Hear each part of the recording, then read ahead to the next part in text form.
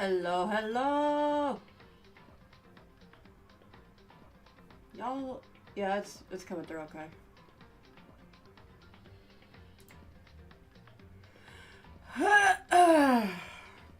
Alright, it's time to unfold the mystery from last night's episode.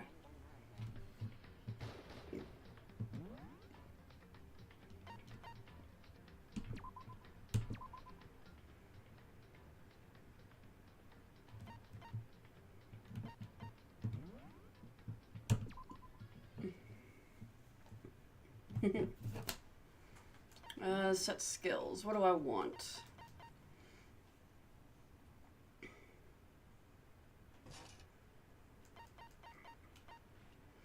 Completely steadies your aim. Excessive. Effective during the non-stop debate and the Hangman's Gambit. Yeah, I want that.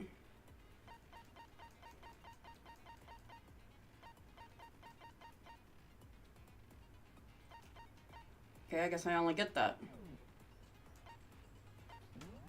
They are equipped, yes. Okay. There we go. Let's begin with a basic explanation of the class trial. So, your votes will determine the results. If you can figure out who done it, then only they will receive punishment. But if you pick the wrong one, then I'll punish everyone besides the blackened, and the one that deceives everyone else will graduate.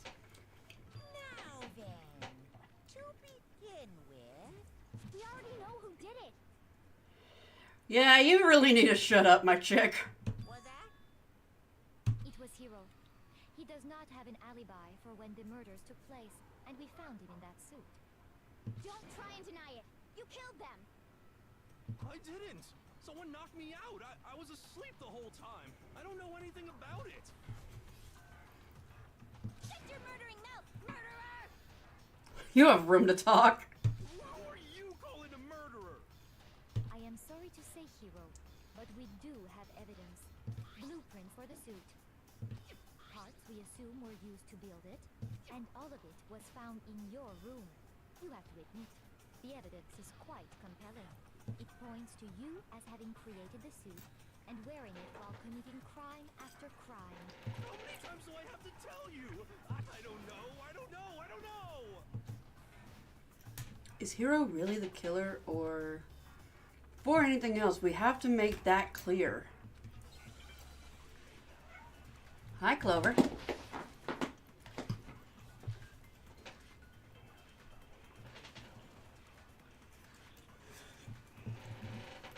Everything we found in your room. The blueprints, the suit parts, they are all proof enough that you are the culprit. I don't know anything about that stuff! It's not true, it's a conspiracy! Hiro, why? Why did you kill them? No! Just hold on a second! Wait, what? I mean, looking at the blueprints, that handwriting was awfully messy. Oh, okay. Everything we found in your room. The blueprints, the suit parts, they are all proof enough that you are the culprit. I don't know anything about that stuff! It's not true! It's... Hiro, why? No! Just hold on a second! Everything we found in your room.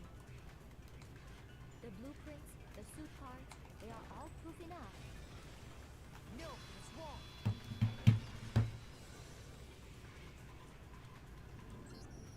Are we sure Hiro really made those blueprints? What do you mean? Well, take a look at this. It's the note that Hiro wrote, asking everyone to meet up after Alter Ego disappeared. Oh, yeah, sure. Talk about your safe haven in front of your fucking captor. The handwriting's obviously different, wouldn't you say? When you compare it to the blueprints. There's no way you could think the same person made both of them. Unless that person made it a point to disguise their handwriting. No, the differences are bigger than that, I think. Come on! I'm not smart enough to think of trying to change my handwriting anyway. So Makoto, are you saying you don't think Hiro's the culprit? And he's not the only one. I think Hiro's innocent as well. Then who was in that? Is it like Hiro said? Was there really someone running around in a second suit? The suspicious individual hidden within the suit. Go ahead, Makoto. Tell them who it was.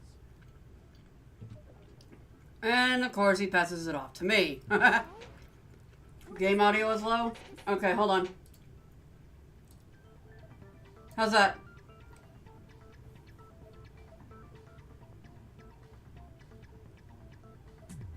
Because these headphones are really powerful. The suspicious individual in question, the one that was in the hero suit, the Illuminati! I got it! Other than Hiro, I can't think of anyone else it could have been. No, still too low? Alright, hold on. Put it at 25. How's that?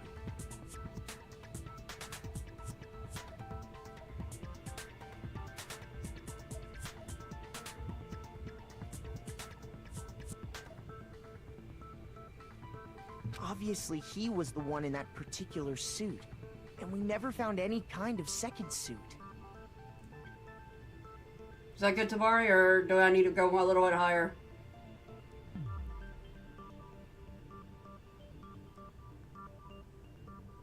Then there can be no doubt. Hiro is the prime suspect. That doesn't make any sense. You just said Hiro didn't do it. It makes perfect sense. Hiro was the suspicious I individual would say a in the little suit, higher. Okay. but he's not the culprit. Right there.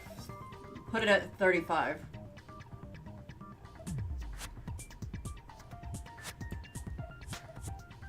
Oh, wait, hold on. That's why. There, how's that?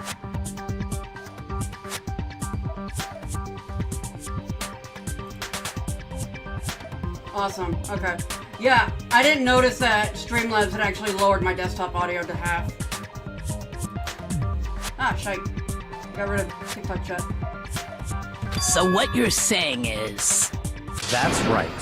The culprit in this case has nothing to do with being in the Robo-Justice suit. What? Now that's a bold assumption. And what reason do you have to make such a statement? Of course. But there's something else we need to clarify first. So let's get that out of the way.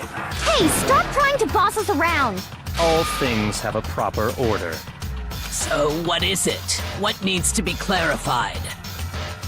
We must clarify the method of transportation for Taka's lifeless body. It would seem that his corpse was moved using certain particular items. Makoto, can you tell us what they were?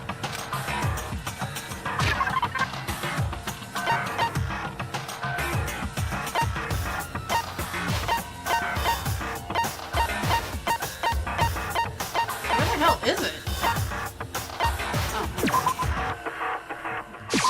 I got it!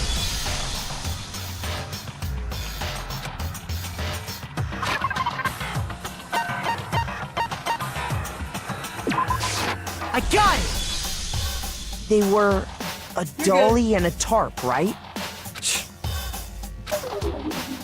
Wait, what? So, let's see if I can Taka's body disappeared from the equipment room. Oh, I got it And then right, we never mind. rediscovered it in the maybe not. repository. And when we found it for the second time, it was wrapped in a blue tarp, right? It was the same tarp that up until then was stored in the equipment room. So the killer must have seen it there and decided to use it when they moved Taka's body. Hey, Corny Tails, how's it going? That way, they wouldn't leave any bloodstains while they were moving it. Okay, that explains the tarp. And the dolly? Same thing. I'm sure the dolly was in the equipment room when we first found Taka's body there. But when the body disappeared, so did the dolly. Later, when Taka's body reappeared in the repository, so did the dolly. In other words, you think they used the dolly to move the body, am I right? But are you sure you are not mistaken? Huh? Are you absolutely positive the dolly was in the equipment room when we found Taka's body? That dolly was made specifically for moving large objects between the repository and the art room. It would be very strange indeed to discover it had made its way to the equipment room. Is it not possible that it was in the repository all along, and you simply didn't realize it? She's raised an objection. How do you respond? The blood on the wheel. There is no shame in being wrong. Nobody expects much from you anyway. We have all accepted the fact that you rarely understand what is going on around you. No, I've never had anyone sound so nice while being so mean. Or maybe I can change their mind. If I could just explain to them why the dolly must have been moved into the equipment room in the repository. Oh my god, are you kidding me? Reloading?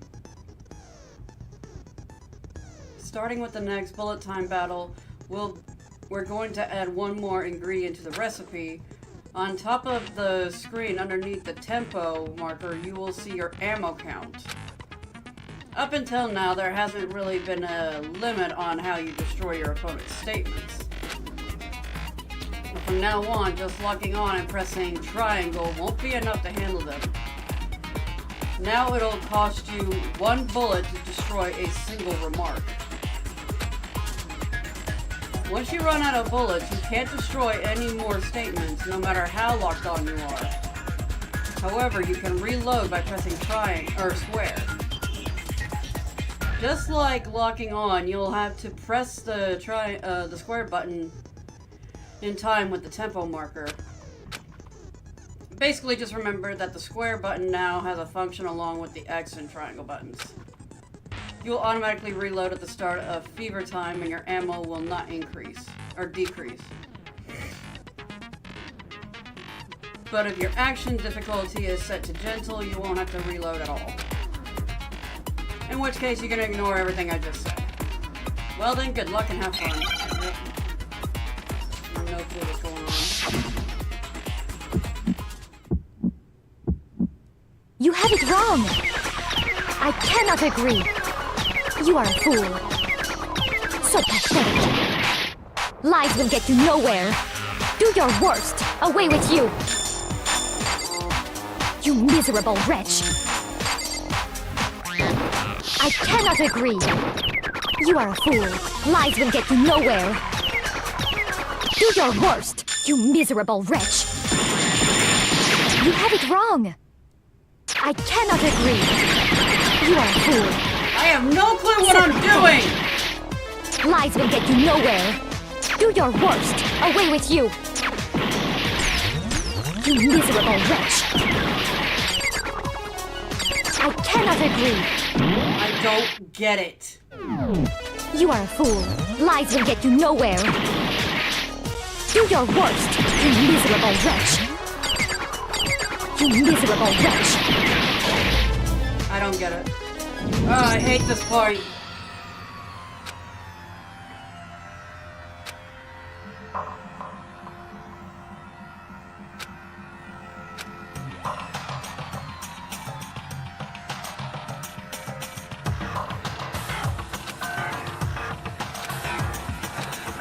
No. I refuse to give up yet!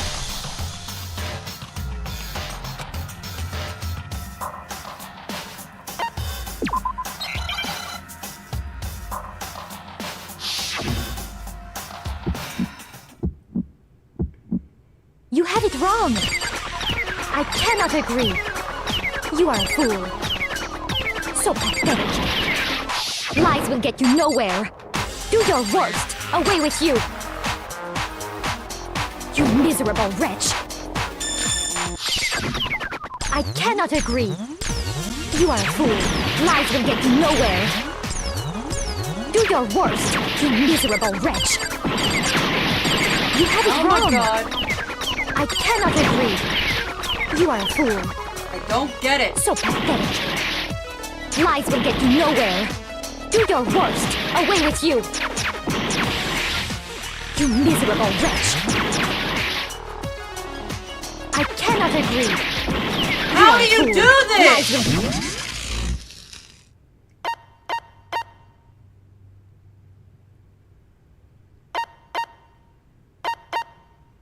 Shush, Tabari.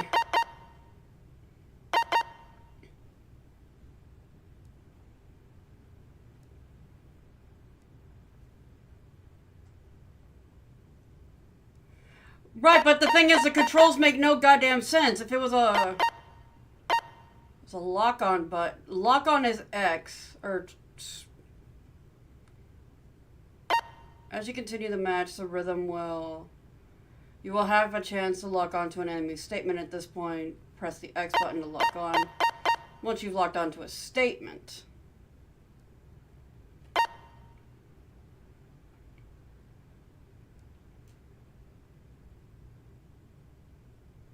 R1 and L1 did something too? Oh my god.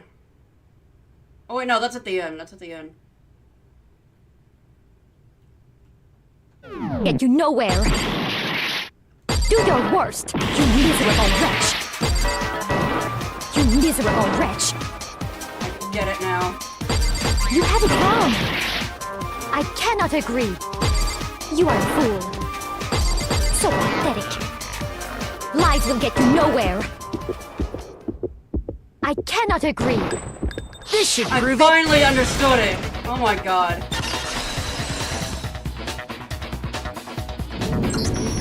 If you're asking for proof that the dolly moved, I have it right here. When I found the dolly in the repository, one of the wheels had a blood stain on it.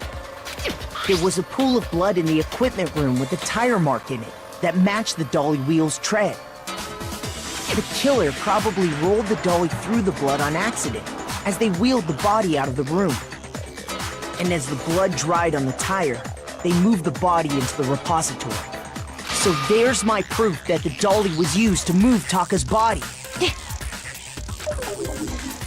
Jeez, does Celeste really hate me that much? Well, anyway, that was just something we had to get out of the way. Let's get back to the main subject. Yeah, the subject of how Robo-Justice didn't do it. Because if it's not a killer robot, then what kind of robot is it? I'm not sure that really matters. I'd be happy to explain why the occupant of the suit couldn't possibly be the killer. If you look back on how the body was transported, it will become immediately obvious. If I look on how the body was moved, it'll be clear why the person in the suit couldn't have done it. It can't bend at the waist.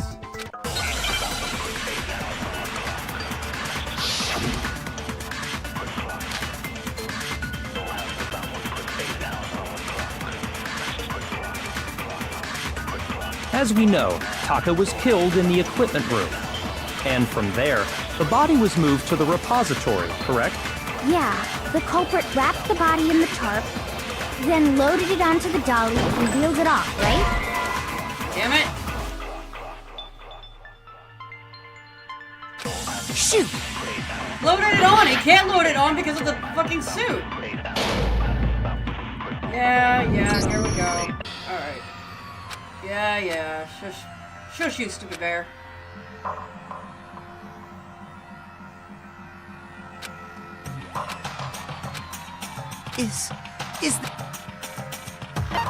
I refuse to give up yet!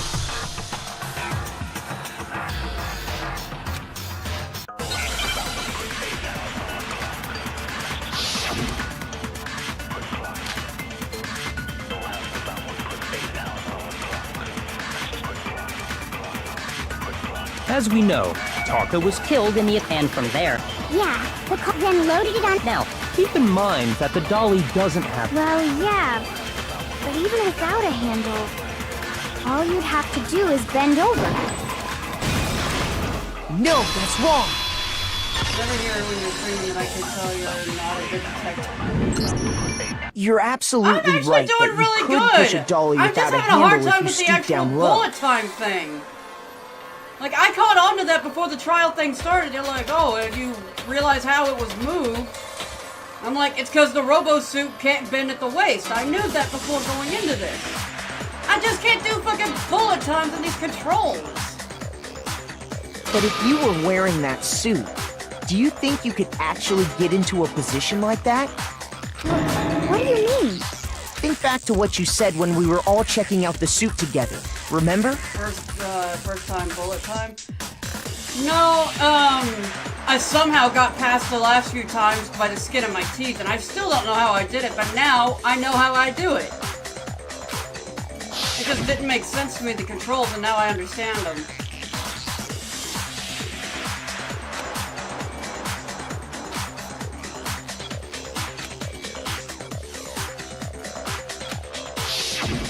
When you're in that suit, not only can you not see your feet, but you can't even bend at the waist. Am I right about that? Now that you mention it, yeah. It seems like it'd be awfully hard to push that dolly if you couldn't bend See, let's over. get big. What? Kill her? No. You have to kill the actual person or we all die. Well, what's to stop you from simply pushing the dolly with your feet? When you can't even see your feet? You really think someone could kick the dolly all that way? Yeah, it'd be totally impossible! Not that I can say for sure myself. On top of that, if you were wearing such a rigid, cumbersome suit, How much I missed since your last stream. I see I'm also in for a Danganrompa. We're like, I want to say halfway through the game at least. it's very unlikely you would have the dexterity to go about wrapping the body in a tarp.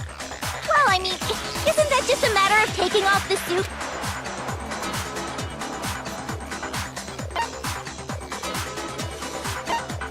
I got it! I don't think taking off the suit was an option. If you remember, I don't know what's up with this thing. I can't actually get it off. A little help? Why would you make something that you can't take off by yourself? I didn't make this stupid friggin' thing. There's a clasp on the back that's keeping you from getting it off. It looks pretty sturdy. I don't think you get it off by yourself. We don't really have much choice. Let's help him. That's true. It seems impossible to put the suit on or take it off without help. Then, you really can't take it off by yourself? Hero wasn't just making it up? Of course I wasn't making it up. if he could have gotten it off by himself, I don't think he would have let us see him wearing it. Showing up in the suit was basically an invitation for everyone to suspect it. Yeah, that's right! So, it's really, really true that Robo-Justice couldn't have moved the dolly?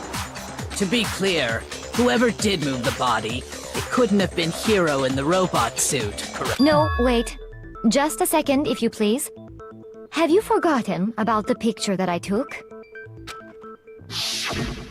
You all got a good look at it, did you not? The image of Hifumi being dragged away by Robo-Justice? If whoever was in that suit is not the culprit, how do you explain that?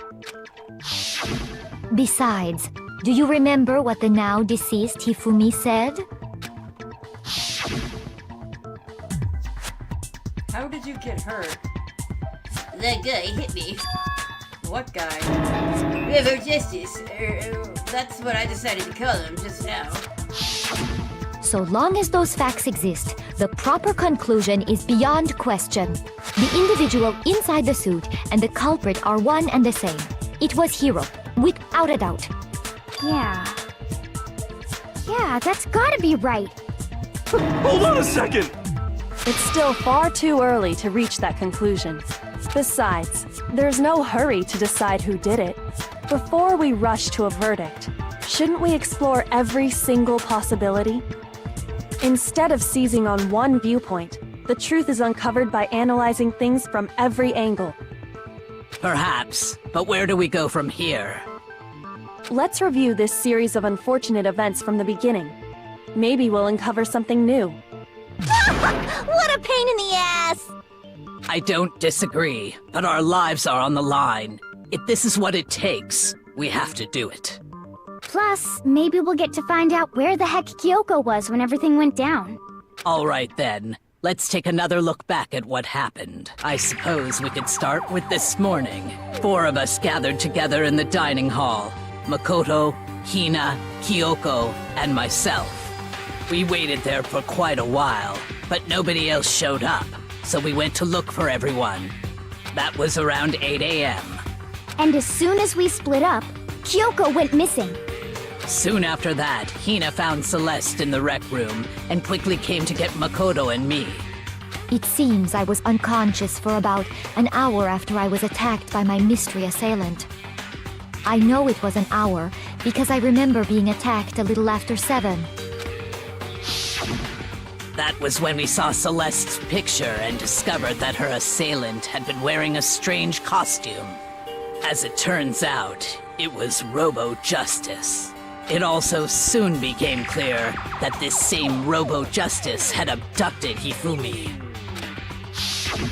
We were soon joined in our search by Byakuya and Toko, and then went on to find Hifumi in the library. He was injured, so we took him to the nurse's office and resumed our search for the suspect. But not long after leaving the nurse's office... What's wrong? I saw a shadow. Something moving around the top of the stairs. When Celeste told us that, we decided to split up and search the 2nd floor. And soon after that, I saw someone moving around on the 3rd floor, and I yelled out to everyone as soon as I did. Celeste, what's wrong? That was a rather intense scream for someone like you. I saw him, the strange costume man. He ran off as soon as I screamed. I was blocking the stairs, so he headed further down into the hallway and disappeared. and then...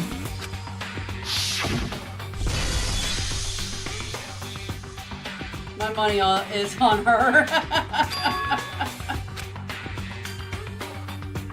What was that?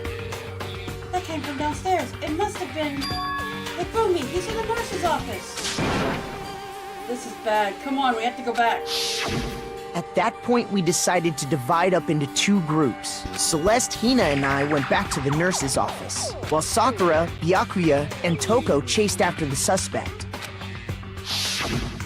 When we got back to the nurse's office, we found Can we have these Hifumi, guys as my dead. lawyers? and that's when we heard the body discovery announcement. I left Celeste and Hina there and headed back to the 3rd floor to let the others know what had happened. Meanwhile, we had just discovered Taka's body in the equipment room. We must have found both bodies at almost exactly the same time, because we heard the same announcement not long after we discovered his body. And that's when I told you guys about Hifumi. Then the 3 of us headed for the nurse's office. But right after we left the physics lab, we ran into Celeste, who'd arrived after us. And she told us something very surprising. Hifumi's body has disappeared. We rushed back to the nurse's office and saw that she was right. Kill the France girl. Oh my god. Then we remembered we'd left Toko passed out in the equipment room, so we hurried back again. This can't be happening. Are we hallucinating all this or something?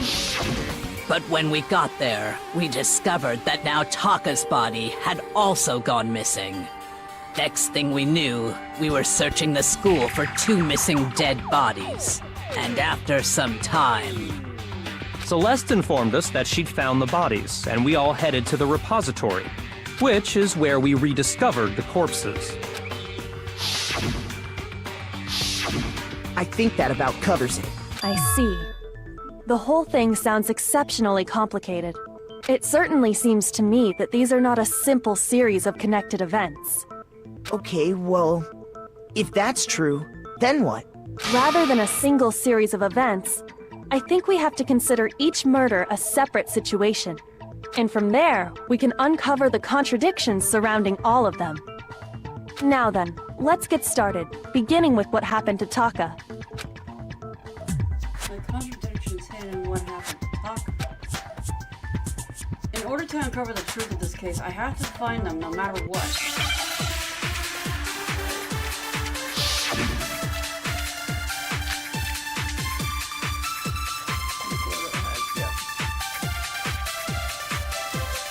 So, regarding Taka's death, I wonder if he died before Hifumi, or perhaps it was after?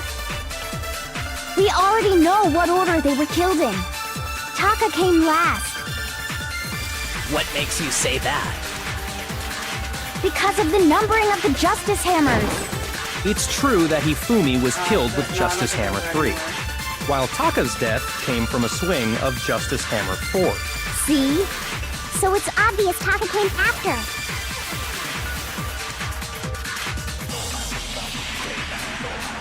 So, regarding Taka's death, I wonder if, or perhaps it was. we already know what order they were killed in. Ah, shite. I clicked the wrong one. Shoot! So, Regarding Taka, I wonder if, or perhaps it was. We already know what order Taka came last. What makes you say that? Because of the numbering of the Justice Hammers. Wait, what? shoot! So, regarding Taka's death, I wonder if he died before, perhaps it was after. We already know what order they were killed in. Taka came last. What makes you say that? Oh, wait. Because of the numbering of the Justice. No, that's wrong. Ah, I forgot about that.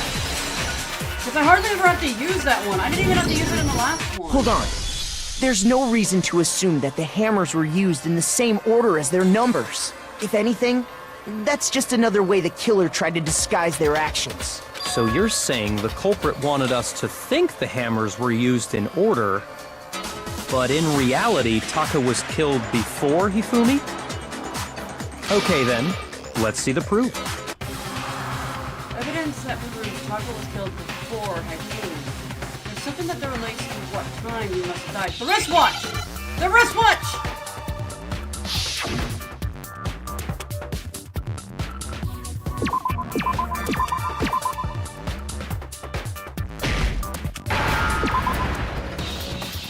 I need an S. An S. W. A. A C. H. Now I understand. I've got it. Taka's wristwatch. See? Look. It broke with the hands pointing just past 6 o'clock. It must have gotten broken when he was attacked by the killer. Because as of last night,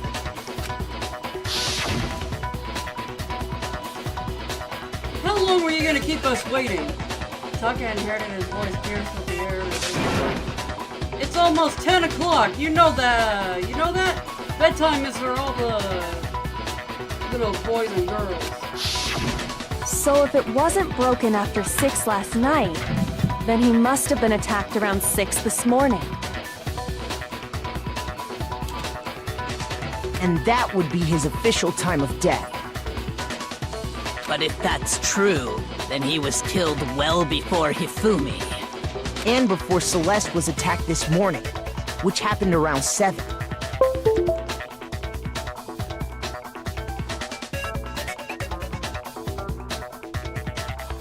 I wonder if I can get it to work.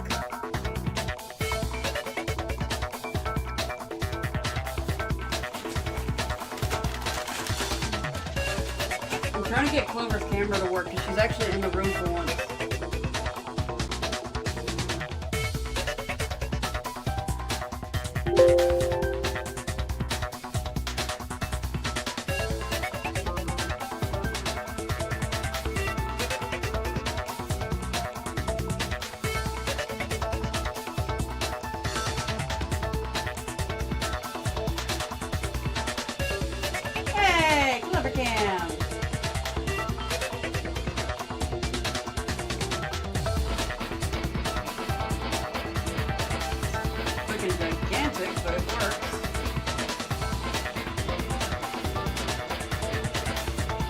Give me a second to resize this, guys.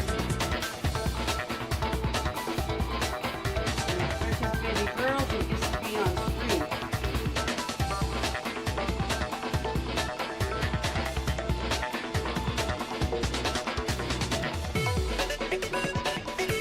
There you go.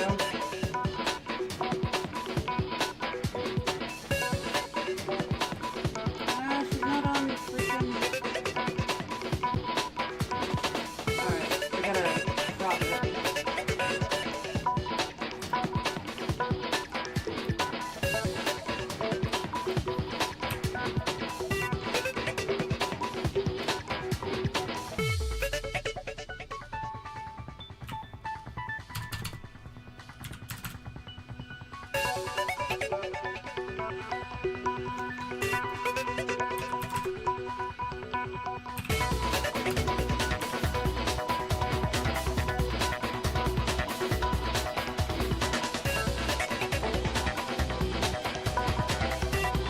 That works for TikTok. Alright, let's fix it for Twitch real quick.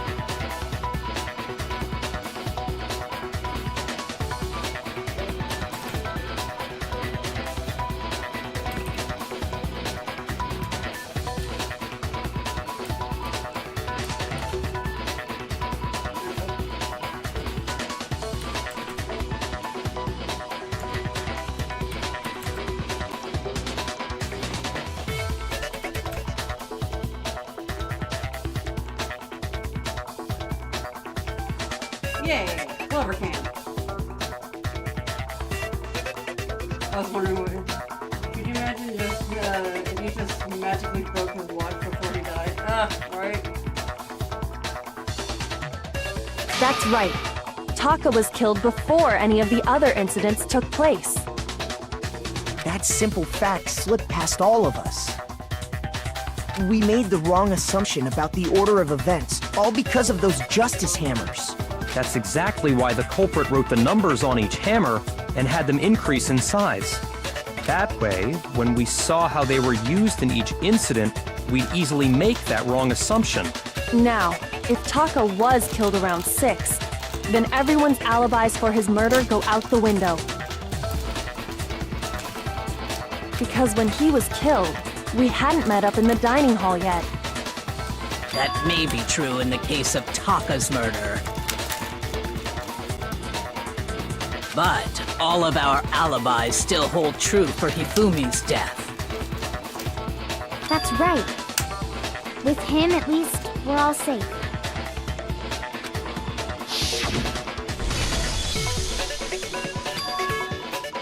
Huh? What was that? Something from downstairs. It must have been Hifumi. He's in the nurse's office. When we heard Hifumi screaming, we were all together. Except for Hiro and Kyoko. Then we all ran down to the nurse's office, and that's where we found his body. That's totally true. We're all in the clear. Oh, I know! They must have recorded him screaming on a tape or something, then played it later on! If that's true, where's the tape? I don't know. Don't just go making stuff up. Anyway, we all have rock-solid alibis for when we heard Hifumi scream. Since all of us were there together, clearly none of us could have killed him. And it does not stop there. There was also the moment when we discovered his body had disappeared. When his body vanished from the nurse's office, Hina and I were in the bathroom together, while everyone else was in the equipment room. And then there's the disappearance of Taka's body from the equipment room. At that time, we were all gathered together in the nurse's office because of Hifumi going missing. Well, don't forget, I was passed out in the equipment room the whole time. Wait, then what if Genocide Jill did it? She could have dragged Taka's body out of there right then! Even if she could pull that off, there's no way she could have done the same with Hifumi's body. Because, as we just established, she was passed out in the equipment room when his body disappeared. Besides, I didn't do either of them anyway. In other words, it is impossible that any of us could have killed Hifumi or moved either of their bodies. On the other hand, Hiro and Kyoko had disappeared, so they most certainly could have done those things. So what now, Kyoko? For now, we can't get fixated on who did it, or we'll just keep going around in circles. So instead of who, I propose we start talking about how. In particular, I think we need to figure out how Hifumi's body got moved. That's true. We searched everywhere, but we couldn't figure out how to explain his body disappearing. And according to what Celeste said,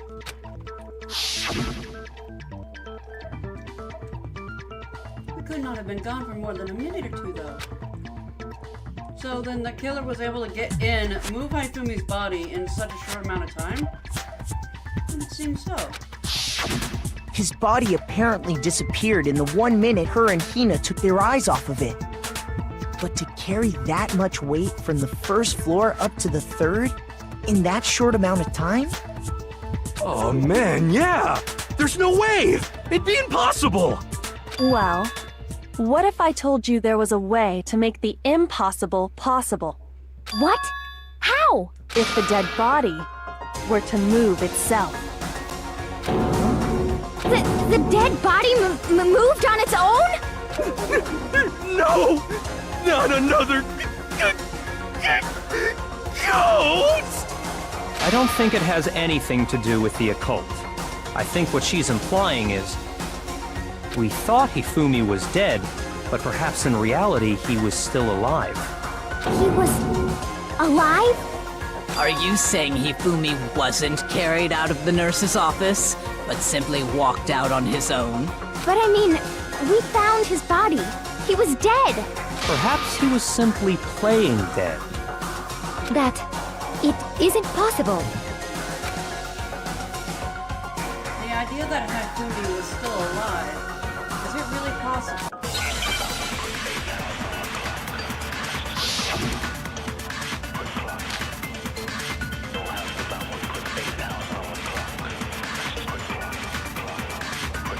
Are you saying that when we first found Hifumi in the nurse's office, there's a chance he was actually still alive?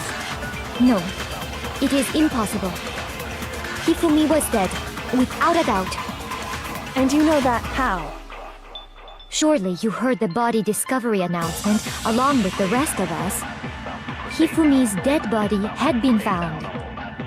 And that is why the announcement was made. Are we really so sure about that? Maybe the announcement was intended to signal someone else's discovery.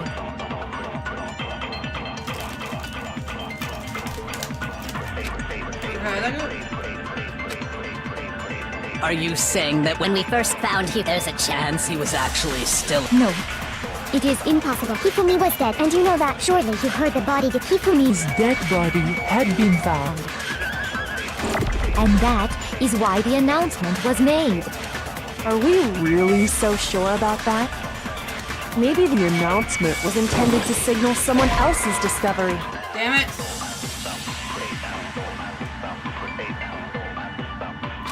Shoot!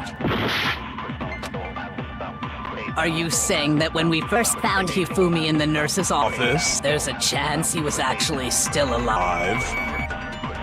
No, it is impossible.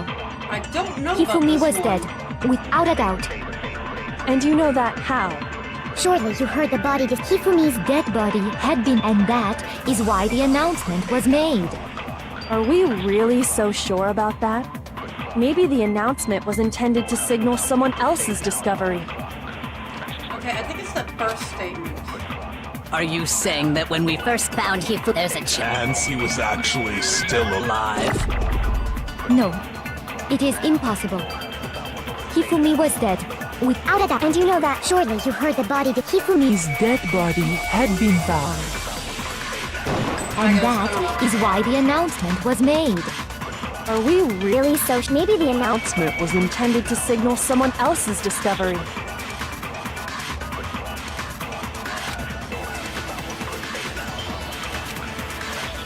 Are you saying that when we first found Hifumi in the nurse's office, there's a chance he was actually still alive? No, it is impossible. Hifumi was dead, without a doubt. And you know that how? Surely you heard the body discovery announcement along with the rest of us. Hifumi's Dead body had been found. Nope, that's not it either. Shoot!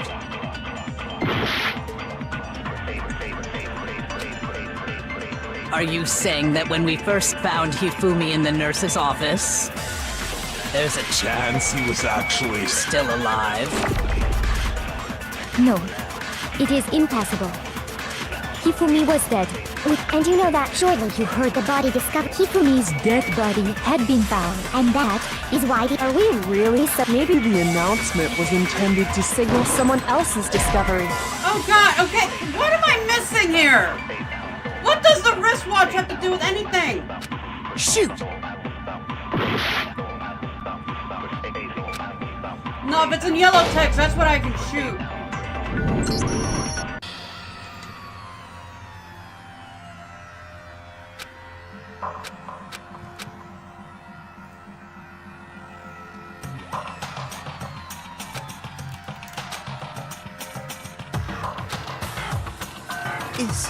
Is... I refuse to give up yet!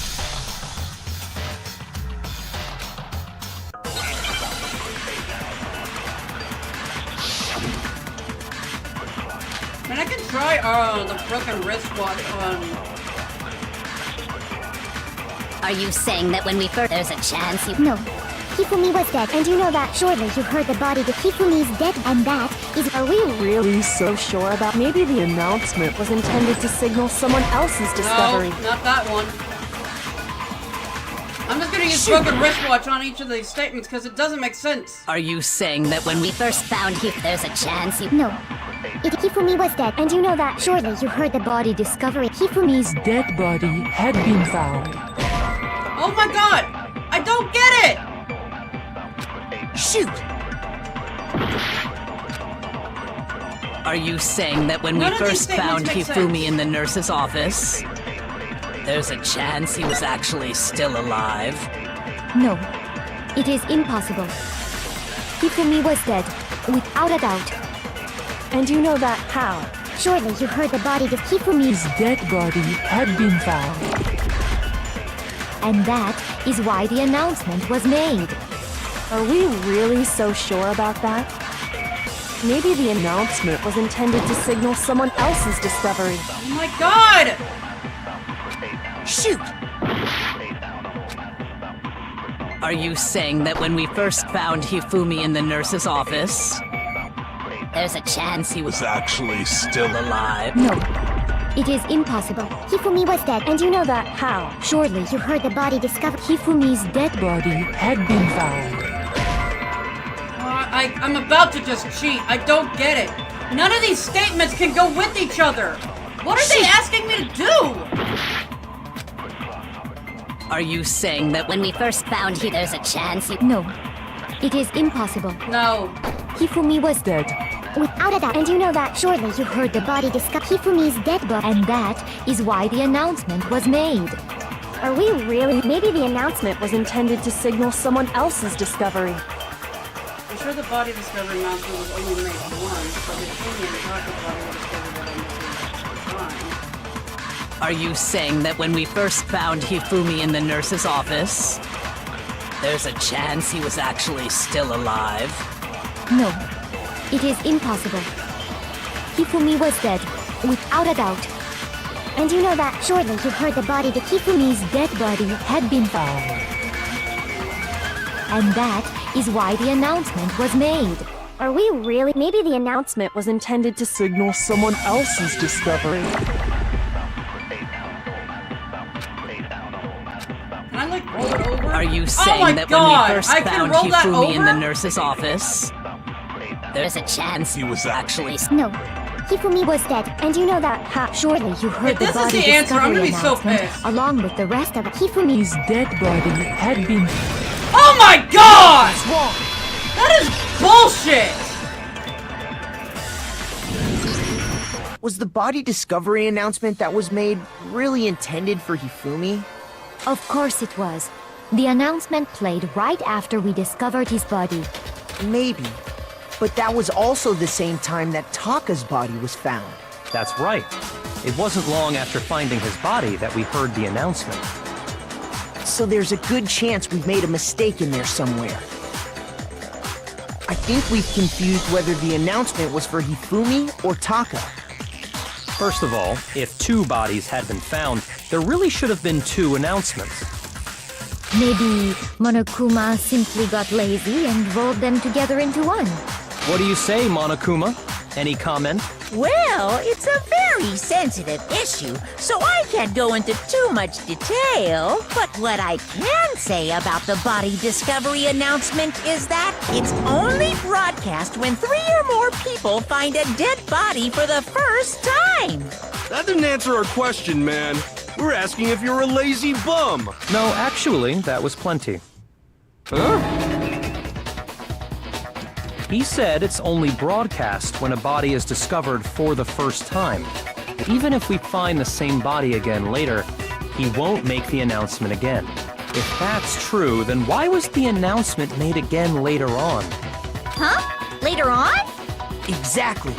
We heard the body discovery announcement twice.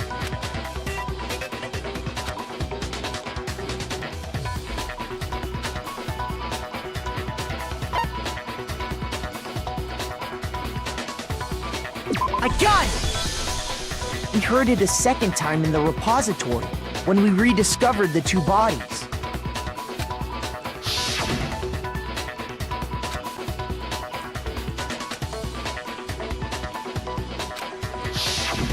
It didn't seem weird at the time, but it contradicts what Monokuma just told us, doesn't it?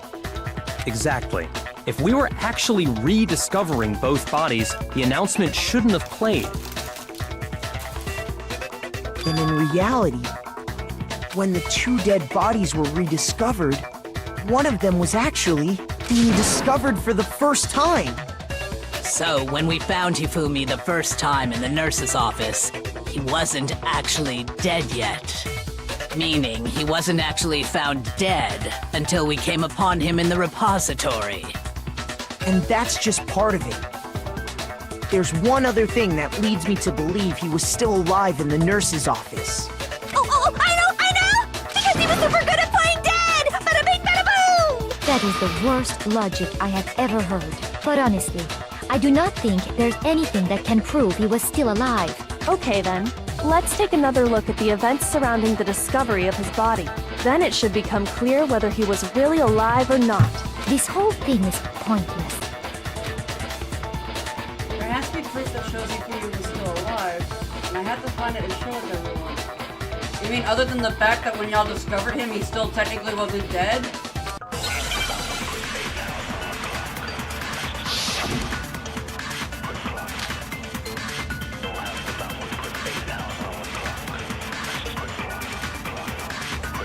Well, here's one thing we do know.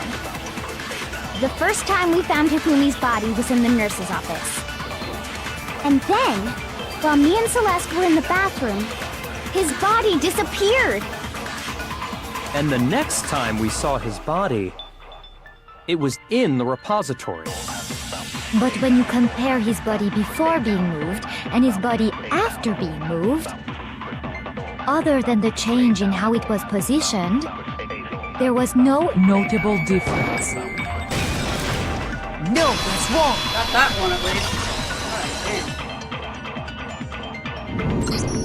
In fact, there was one clear difference between Hifumi in the nurse's office and the repository. His glasses. That fact alone proves that he was only playing dead in the beginning. Perhaps you'd like to fill the rest of us in? When we found Hifumi in the nurse's office, his glasses were covered with blood. But when we found him again later in the repository, they were spotless. And I found the item he used to wipe them clean in the nurse's office trash can. Napkin her.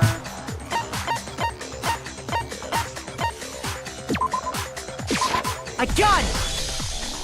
It was a glasses cleaning cloth featuring a certain cartoon mascot. Why does that sound like Drake Bell? Oh my god, I can't unhear that now! Thanks! One look at the bloodstain on the cloth should make things clear. This piece of cloth was used to wipe Hifumi's glasses clean. And the mascot on the cloth is the same one that's on the digital camera, right? And whose digital camera was it? Hifumi's, of course. The character was Princess Piggles from Demon Angel Pretty Pudgy Princess, I think. I highly doubt anyone but Hifumi would have brought something like this to school.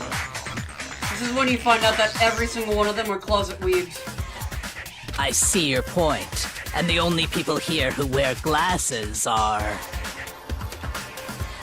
I wouldn't be caught dead using a tacky piece of garbage like that. A few tissues is all I need to keep my glasses clean. Then there's no question. It belonged to Hifumi. So what you're saying is... What exactly? What I'm saying is, the blood on his glasses was wiped away using his own glasses cleaning cloth. Even if that is true, it does not mean he wiped the blood off himself. Rice paper? What? Papenbrook. Okay. I was about to say, like, rice paper kind of sounds familiar. It's Papenbrook. Okay. That name also sounds familiar. But who would benefit from a clean pair of glasses other than the glasses owner? Isn't he... I might be so wrong on this and get flagged. Was he the voice actor for Eren Yeager, the English voice for Eren Yeager? Or am I thinking of someone completely different? That's a good point. Then it must have been him, right? I think he voices the character in Beastars. I have to look into that. I've been told it's really good, but I haven't gotten to watch it yet. So let's assume that Hifumi was still alive in the nurse's office. He pretends to be dead. Then when he's alone, he wipes his glasses clean so he can see. Then he stands up and walks out on his own 2 feet. And with that, the impossible task of moving his copious corpse becomes possible when... But then, if he was just pretending to be dead, what was with all that blood? Was it paint or something? The fridge in the nurse's office contains packs of blood for emergencies. He probably used one of those. He figured if he was gonna play dead, he should go all out, so he just dumped it everywhere! But he got crazy with it and had to wipe his glasses off when he was done! God, what an idiot! And if Hifumi was still alive at that point, the disappearance of Taka's body is easily explained. It should be perfectly obvious who must have moved Taka's corpse. It was Hifumi. Why would Sakura... I got it! It could only have been Hifumi. While we were all gathered in the nurse's office, he went to the equipment room and took Taka's body. That also explains how the door to the repository got locked. The door was locked?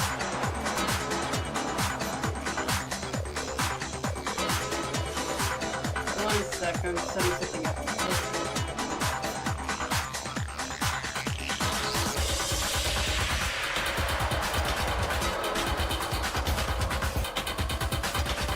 Well, after the bodies disappeared, we all went looking for them, right? So me and Sakura headed for the repository. But when we got there, the door was locked. And the repository door can only be locked from the inside. Which means, when Hina and Sakura got to the repository, someone was already inside. And it could only have been Hifumi, who just finished stashing Taka's body there. He convinced us all he was dead, and when he saw his chance, he dragged Taka's body to the repository. So, Hifumi wasn't just another victim in this case. But that means he took part in the murders. I just can't believe it. If you're having trouble, would you like me to show you one more piece of evidence? There's more? Oh, absolutely. The single biggest fact pointing to his involvement has yet to be revealed. You know what I'm talking about, right, Makoto? The item he took off of Taka's lifeless body? The note.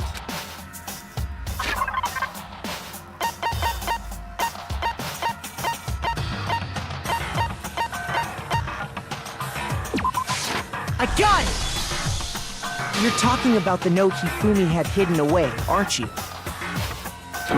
Hidden note? That's right. We found it stuffed in his pants. What? In his pants? Yes, his pants. Okay, Jesus, well, Sakura. forget about the pants for now. Take a look at what the note says. We found a hole maybe we can use to escape. Monokuma can't find out, so don't tell anyone else for now. Let's meet in the equipment room at 6 a.m. Ah! That's the note I was telling you about! The one that told me where to go! Huh? Wait, this one's a little different. In my note it said, Monokuma can't find out, so don't tell anyone else for now. Let's meet in the rec room at 1 a.m. I see. Then this note isn't the same one Hiro got. It's not the same? In other words, the killer got in touch with another person besides Hiro, and that person could only have been...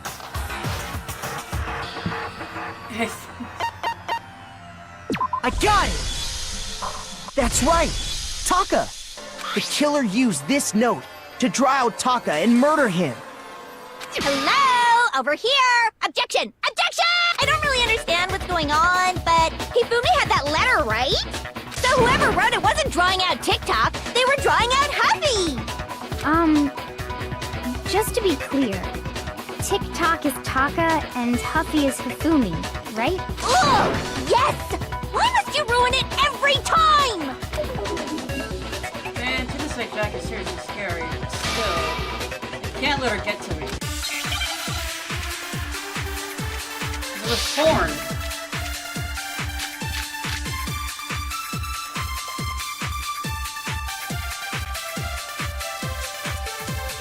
Huffy had the note, right?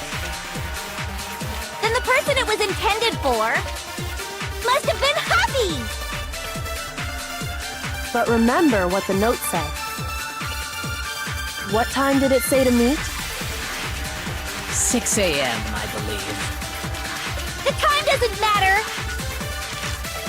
The note has nothing to do with TikTok!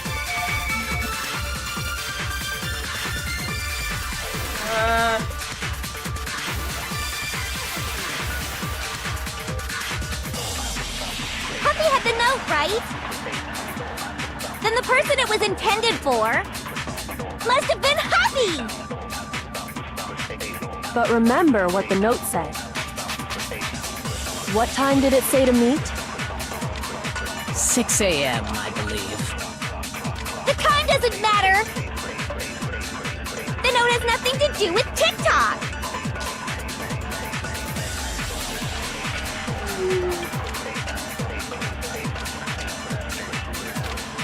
I don't know about this one. Huffy had the note, right? Then the person it was must have been Huffy! But remember what the note said. What time did it say to meet? 6 a.m. The time doesn't matter! The note has nothing to do with TikTok!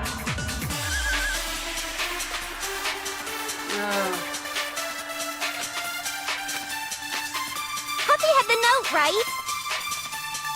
Then the person it was intended for must have been Huffy! But remember what time did it? 6 a.m. The time doesn't matter! The note has nothing to do with TikTok! Oh, I got it. No, Never mind. that's wrong!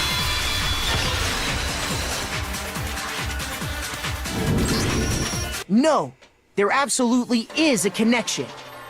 What the hell are you talking about? The note said to meet at 6 a.m. We've already proven that using his wristwatch. But there's more.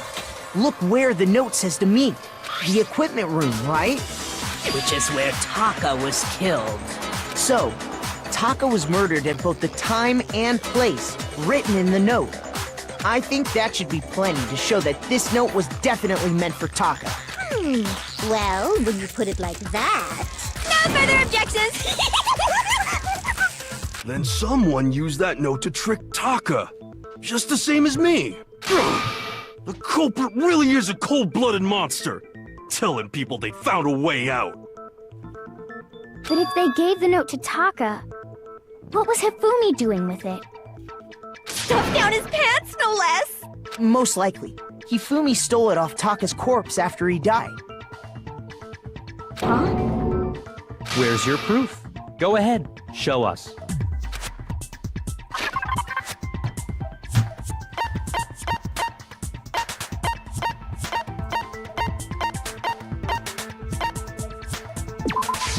I got it! When I searched Taka's body, I saw that his lifeless hand was gripping a small scrap of paper. If I'm right about this, the sheet of paper this piece came from is... I knew it! It fits perfectly with the note we found hidden on Hifumi. Then Taka's scrap and Hifumi's note. Yup, they're from the same piece of paper. Hifumi had the note meant for Taka, while Taka's corpse still grasped a small piece of that note. There's only one way to explain it. Taka died clutching the note. Hifumi tried to free the note from its death grip, Welcome back. leaving behind only one small scrap. Did I get all that right? That means Hifumi knew the note was important. Exactly. Which proves that he was an accomplice in the murder. Whoa. Yeah. After seeing all this, Hifumi was super involved in this whole thing for sure. In fact, he was behind the whole thing. In fact, he's still alive! Sorry, no. When we found him in the repository, Hifumi was truly and completely dead. Hey, Raven. The second body discovery announcement proves that. So then, who killed Hifumi? Whoever did is the mastermind, the true killer. He was killed in the repository. So he must have been killed not long after transporting Taka's body. So, he must have been killed after Taka's body vanished, but before we found both bodies in the repository. During that time, we'd all split up and were searching for Taka's missing body. In other words, during that time, none of us have alibis. Wait, but me and Saburo were together. Stop trying to steal the spotlight, you stupid walrus! Who are you calling a walrus? Anyway, when they were killed bothers me too. But there's something that's been bothering me even more. And what might that be? The weapon they used to kill Hifumi. The weapon? Yeah, because I mean, according to the Monokuma file, the way Taka and Hifumi were killed was almost the same, with them having similar fractures and all. But Justice Hammer 3 and 4 were still laying around in the nurse's office and equipment room, right? So if Hifumi was killed in the repository, the culprit would have had to grab one of the hammers, kill Hifumi, then put the hammer back where they found it. But wouldn't that be seriously risky for him? I'm surprised. It seems there's some semblance of a brain knocking around that skull of yours after all. Hell yeah, it's packed in there good and tight. He's right, though. I don't understand it either. The Monokuma file makes it clear that they were killed using similar instruments. But if the hammers were already laying around those other rooms... So the question is, how could the culprit have gotten their hands on either of the hammers? Personally, I haven't a clue. So which hammer was used to attack Celeste? Number 1 or number 2? Those were accounted for in other rooms too. And I don't think either one is big enough to kill someone. Then, Is it not possible they used a different weapon? I don't think it is possible. They were both killed with the same kind of thing, right? So then, what was used to kill Hifumi? The weapon that was actually used to kill Hifumi. The whole picture surrounding the Ah, excuse me. One of the hammers was what? Yeah, spotless hammer. What was used to kill Hifumi? Was it Justice Hammer 3? Maybe Justice Hammer 4? Well, whatever it was, there's one thing we have to figure out. How was the culprit able to move around so freely with the weapon? How did nobody witness them carrying it? Sounds like a Justice Hammer 5 is about to make its appearance! No, never mind. I thought maybe that would have been it. Ah, shit. Shoot! What was used to kill Hifumi? I'm not Was sure. it Justice Hammer 3? Shoot! Ah, worth a shot. What was used to... Was it just maybe Justice... Well, there's one. How was the culprit? How did nobody... Sounds like a Justice Hammer 5 is about to... Check out murdergear.com/hammertime for more info! Well, one thing seems pretty clear. The murder weapon had to be one of the Justice Hammer. No, that's wrong. There we go. Finally. The murder weapon wasn't a justice hammer at all. But, seriously? A different weapon? Specifically, a hammer from the repository. Now, all the hammers in the repository were covered in flecks of grit and debris. But for some reason, one of them had been scrubbed clean. Huh? And the reason it had been scrubbed clean was most likely because it was used to commit murder. If the hammer got covered in Hifumi's blood, of course they'd have to clean it off. I'd also like to point out that the repository has all kinds of hammers. Big ones, small ones, and even some flat mallet-like ones. I think whoever made the Justice Hammers used those as a basis for their design. If that's true, that would explain the Monokuma file's note about the wounds being similar. So Hifumi moved Taka's body to the repository, where someone then used the hammer to kill him. And whoever did that is the true killer. The one Hifumi was working with. And the one who betrayed him. Hold on a moment. I still think it's strange to assume someone was working together with him. The way the graduation rule works, there is no benefit to helping someone else carry out a murder. So the idea that anyone would work together like that is simply ludicrous. We talked about this, did we not? We did talk about how there wouldn't be any reason for anyone to work together. At least that's what we thought at first, but... Yeah, this one's gonna be a bit tricky.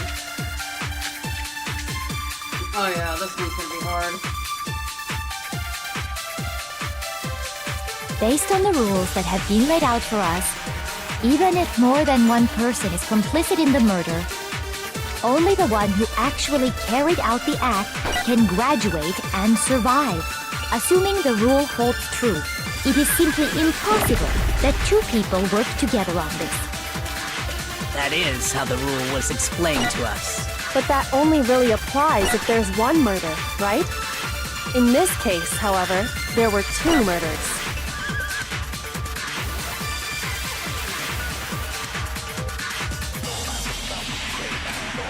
We need to collect Based on that. the rules that have been laid out for us, Even if more You than one, collect only that the one last who page. actually, assuming the rule holds true. That is... But that only really, in this case, However, there were two murders. God damn it! That thing was in the way. based on the rules, even if more than one, only the one who actually, assuming the rule holds true. It is, That is how the... but that only really, Really applies if there's one murder. In this case, however, there were two murders.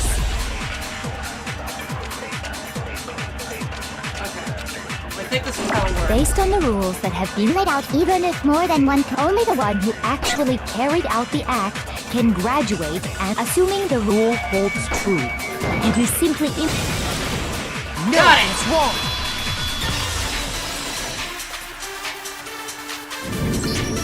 Since there were two murders, it's at least plausible that more than one person was involved.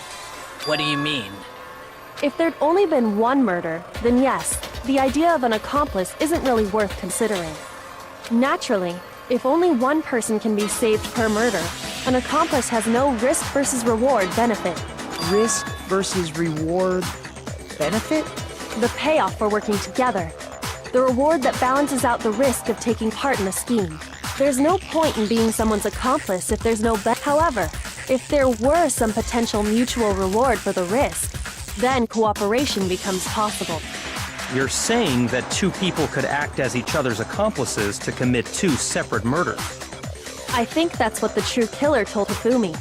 They would each have an accomplice for their crime. And based on the case's events, Hifumi would have been the first one to act, murdering Taka. They made him carry out the first murder so he couldn't back out of helping them later on.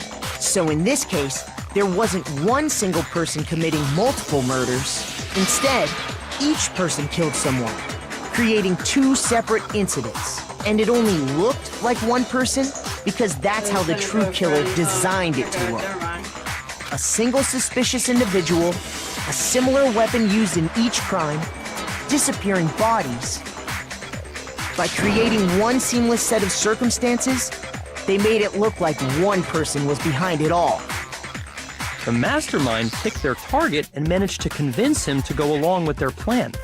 And then, to avoid the no accomplices rule, they simply killed their accomplice. Which, if true, means that betraying Hifumi was part of the plan from the very beginning. That's just awful! How could anyone be so cruel? You think so? I can't help but admire its cunning. Still, their choice of accomplice seems odd. The effort made to convince us the two murders were the same. That was the main characteristic this time.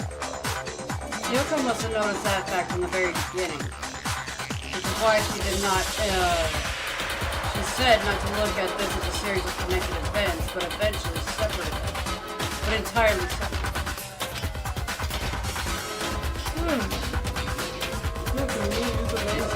Although, when you think about it, she's almost too amazing. Like, it's almost unnatural how sugar she is at that. I understand how an accomplice could be involved, but then who was the one pulling Hifumi's strings? That's problem numero uno right now! The true killer manipulated Hifumi to carry out a number of actions, and in the end, he murdered him. In the debates up until now, the way the case has unfolded, when you consider all that, there's only one person who seems to fit. Oh, shit!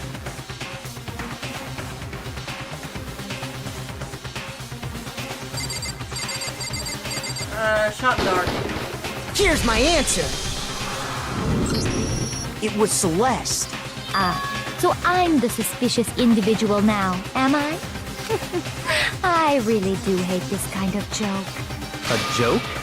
I wonder. So what you are saying, then, is that I specifically chose to work together with Hifumi. The idea that I would choose to spend any amount of time interacting with him, that I would go within 10 feet of that shit for brains, that lazy, worthless, goddamn idiot! Pardonnez-moi. Just to be clear, there is evidence to support it. Is that so? It is. Throughout the investigation, there was certain behavior that was common only to the two of you. Considering what we've learned so far, it only further proves that the two of you were working together. What is it that only Hifumi and Celeste had in common? Encountering the individual. Yep. God! The behavior they had in common has to do with the suspicious individual in the suit, doesn't it? The only ones who ever actually saw Robo-Justice firsthand were Celeste and Hifumi. Shush. The adults are talking now. Oh, fuck off! Sorry. As he said, only Celeste and Hifumi ever laid eyes on the costumed individual. If we accept that Hifumi was one of the culprits, we can't help but suspect what Celeste has said as well. Are you saying everything they told us was a lie? After taking Hifumi to the nurse's office, we all began our search for this individual, correct? And not too long after that, do you remember what Celeste said? I saw a shadow.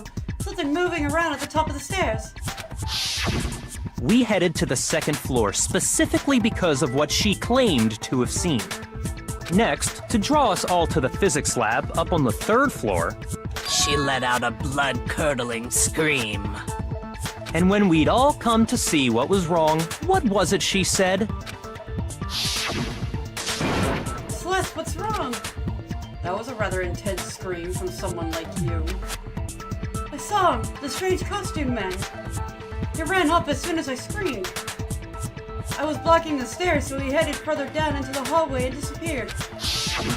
Once she'd done her job of getting us all up to the physics lab, it was time for her partner to get to work.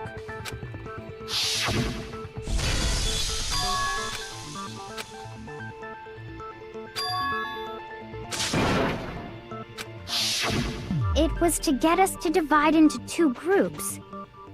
So that we would discover both bodies at the same time? In fact, Celeste was precisely the one who proposed that we split up.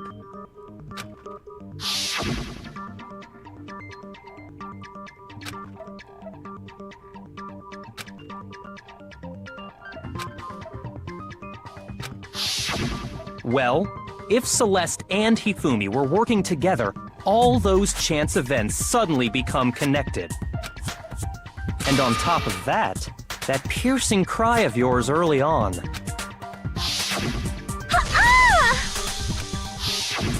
That was to signal Hifumi, wasn't it? It was your way of telling him, we're on the 3rd floor, everything's going according to plan. Why else would you let out a scream that could have carried across the sea? I just realized another strange thing. When we found Hifumi in the nurse's office, who we now know was only pretending to be dead.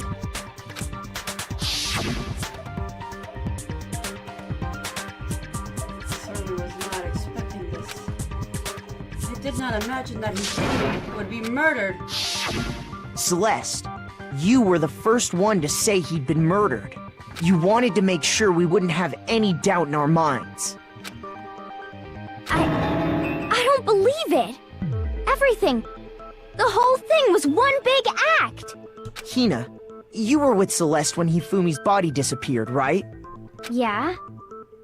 I was feeling kinda sick, so Celeste took me to the bathroom. Wait! Then that was... She wasn't worried about you. She just saw a chance to help Hifumi sneak out of the nurse's office. Each piece isn't much by itself, but start putting them together and the picture gets very ugly indeed. Wouldn't you agree, Celeste? I have no idea what you mean. Don't bother trying to deny it. You made one fatal mistake. Oh, did I? I didn't even catch it myself when you first said it, but looking back, I can say that that one little slip-up was your undoing. What are you talking about? I'm talking about what you said after Hifumi's body disappeared and we returned to the nurse's office. You must really be enjoying this. Enjoying the sight of us standing around, frightened and confused. We're all going to die here. We're going to die just like those guys did. I remember her saying that too, but I don't understand what's so strange about it. Then pay attention. Sakura, Toko, and I were first to discover Taka's body in the equipment room. Then Makoto showed up and told us Hifumi had been killed. So Sakura and I left with Makoto. Once we were in the hall, we ran into Celeste, and the 4 of us headed to the nurse's office. Now, the entire time we were together, none of us said anything Gamer about Master, what's Taka up? being dead. Think about it. Celeste's comment doesn't make sense. It was completely out of place. Yeah, I see what you're talking about. Although I don't really get what it means. You hear that, Celeste? Everyone's having some trouble understanding. Could you repeat what you said? If you're really not the culprit, you shouldn't have any problem repeating it, right? Yakuya said that Celeste's comment doesn't make sense. But what is he alluding to?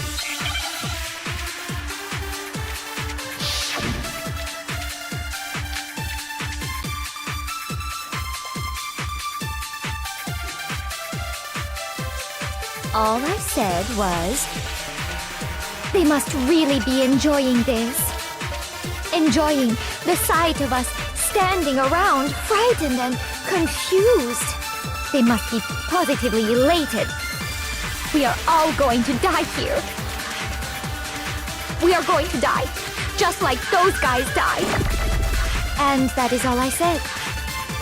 And that's all it takes to finish this. It's obvious, isn't it? What was so strange about Celeste's comment? Ah, damn it. It was the reverse. It's so strange goes into those guys. All I said was they must really be enjoying the sight of us. They must be. We are going to die. And that is all I said. And that's all it takes to finish this. What was so strange about Celeste's comment?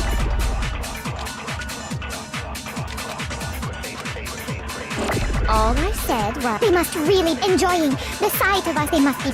We are all going to die here. We are going to die. Just like those. No, that's wrong.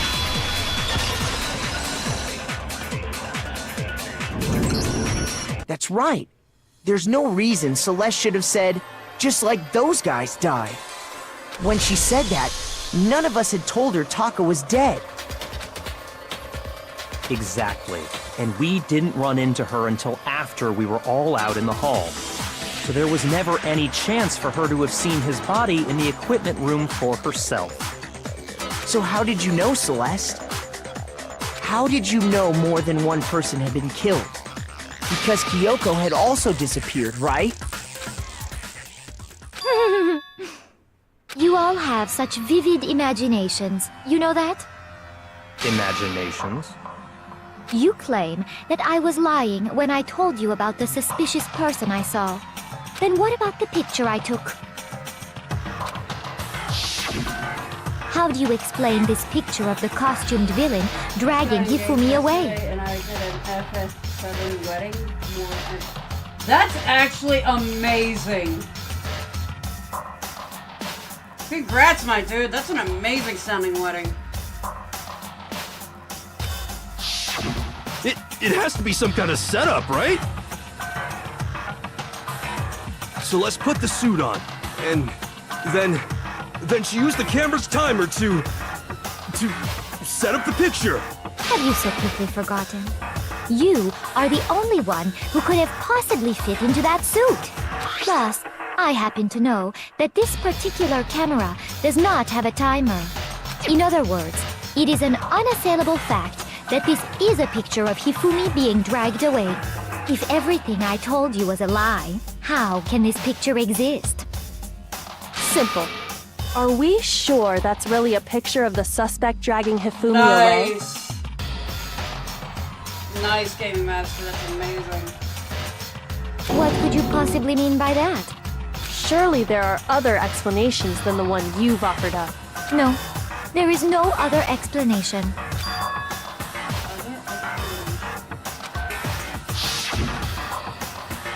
It wasn't a picture of a suspect dragging Hifumi away.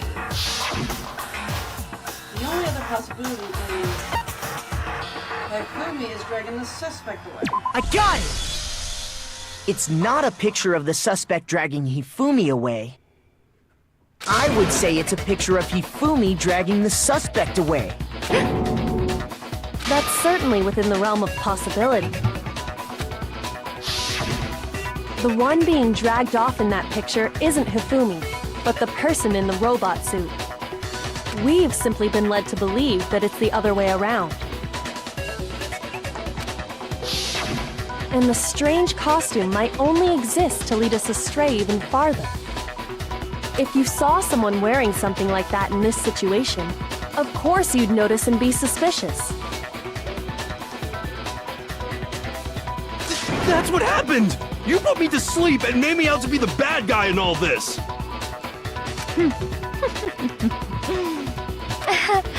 Such a thing is utterly impossible. Hifumi was dragging him away? Ridiculous. Is it? I don't think it's ridiculous at all. Then shut your mouth and allow me to educate you. This is to prove that there is no way Hifumi was dragging the suspect away. But is it really possible?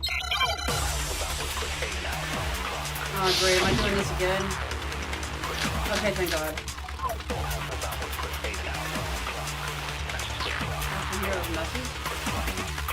You dressed me up in that suit after I passed out! Then you just draped me across Hifumi and had him carry my weight! You tried to make me look like the bad guy! Like I said, ridiculous. As you can see in the picture, the suspect is standing perfectly upright. If the person inside the suit was unconscious, there's no way they could stand up straight like that. Then the fortune-telling idiot is the culprit after all! No way! Costume.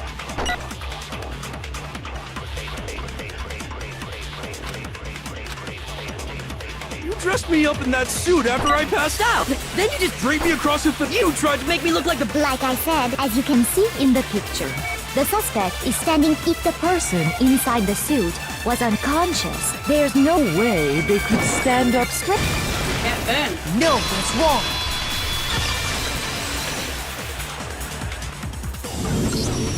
No. Even if the person inside the suit were unconscious, they could still stand up like that. Because that Robo-Justice suit had a certain characteristic.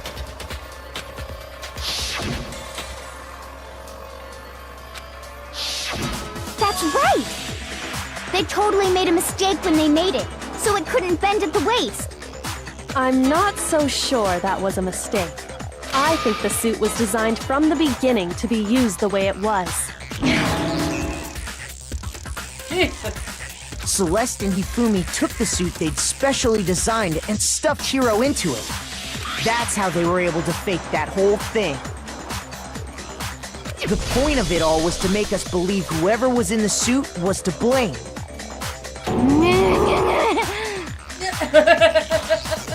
Well then, I suppose this is checkmate. Checkmate? I gotta do this again, don't I? I gotta do it twice in one round.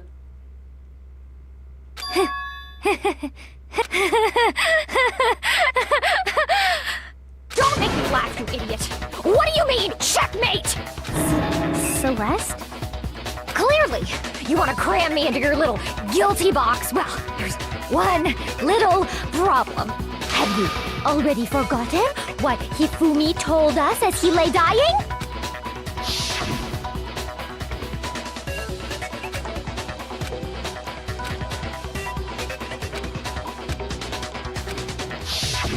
When we asked him who had attacked him, his answer was quite clear, was it not? He said, and I quote, Yasuhiro. In other words, Yasuhiro Hagakure! Wait! But my name isn't really Yasuhiro! It's actually... Your confusing statements don't make any sense. You're only making things more complicated. He did say Yasuhiro, but are we sure he was really pointing the finger at Hiro? What the hell are you talking about? I'll burn you alive! Kyoko, what do you mean by that? Think back to how Hifumi used to talk to us. How did he refer to each of us?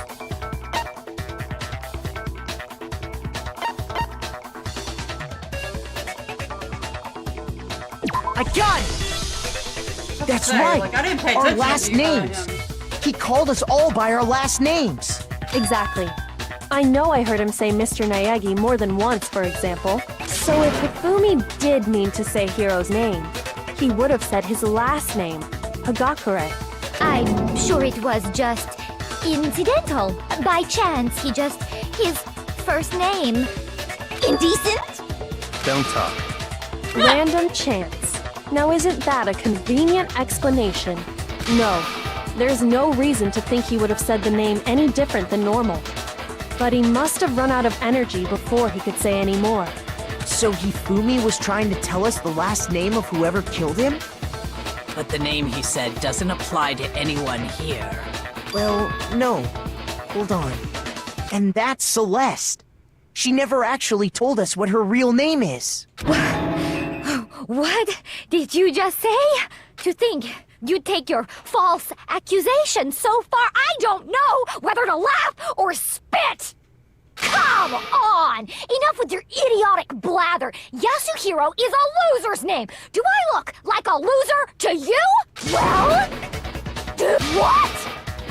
I think I've earned the right to be a little on edge. Okay, then fill us in. What's your real name? Fine! Make sure your ear holes are wide open and listen up! My real name is Celestia Ludenberg. Could you please stop making me repeat myself over and over again? Celeste still won't give up, so then I have to do something to make her accept it. Oh my god, I do have to do it again. Fuck! Oh, make my argument. Okay, thank god.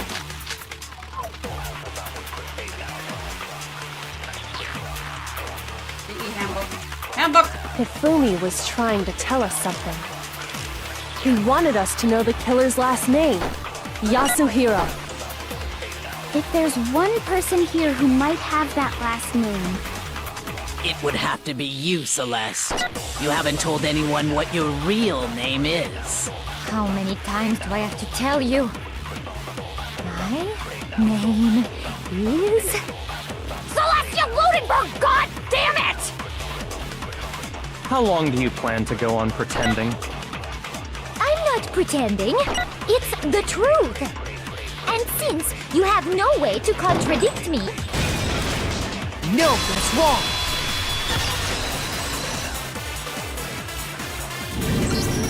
That's it. The handbook. what? Anytime you turn your handbook on, it shows the owner's name when it boots up, right? Monokuma told us all about it before.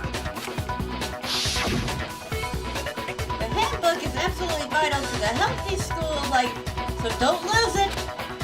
When you start it up, it'll display your name. Always make sure to have it right on hand. You have the right one. Now this is not your everyday notebook. It has many more uses than that. So all we have to do is check her handbook, and that'll clear up everything. That's how we can find out Celeste's real name. That's an invasion of privacy. I refuse to cooperate. Celeste, can you please just tell us what really happened? Please, just tell us. Even when I'm put in check, it's just my nature not to give up. Because...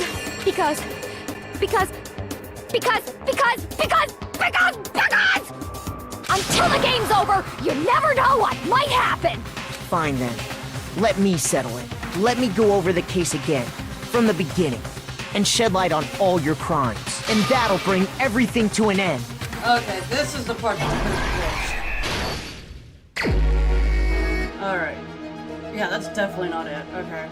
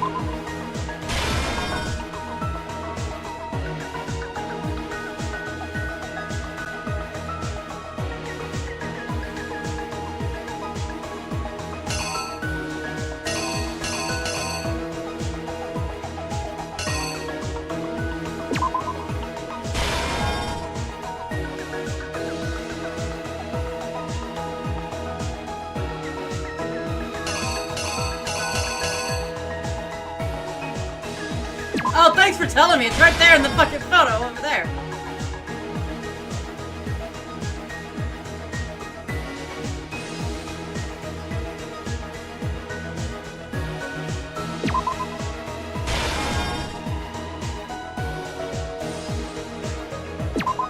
Wait, no, that's not right.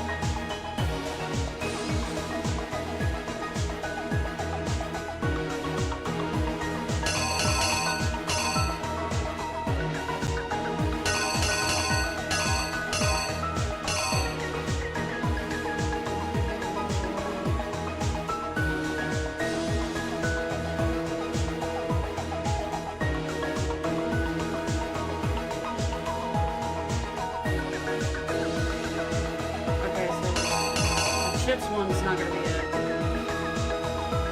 Trying to remember what hammer was used where.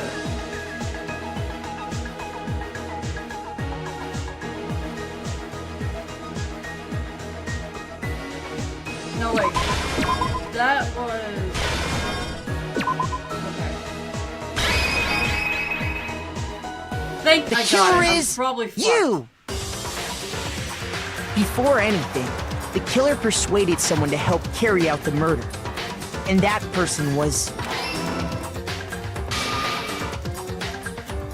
Hifumi. With an accomplice, the killer was able to execute a number of otherwise impossible schemes.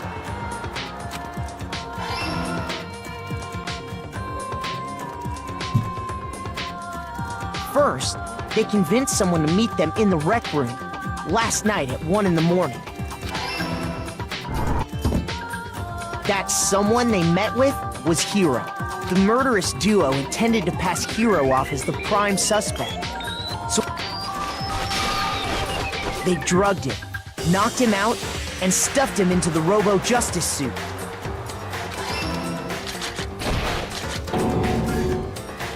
Next, Hifumi positioned himself to make it look like Robo-Justice was attacking him, while the killer used a digital camera to take pictures of the assault. They did all this just to create evidence that would put the suspicion on Hiro. When they were done with him, they shoved him, still unconscious, into the pool room locker. Whoops.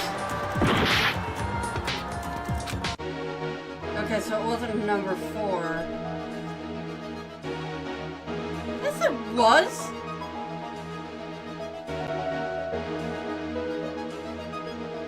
Okay. So maybe it's something other than...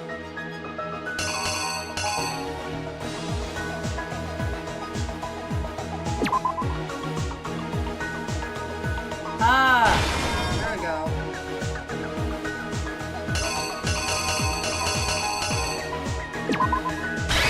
Here's exactly what happened. And then finally, at 6 a.m., they moved into the murder phase of their plan. They called Taka to the equipment room.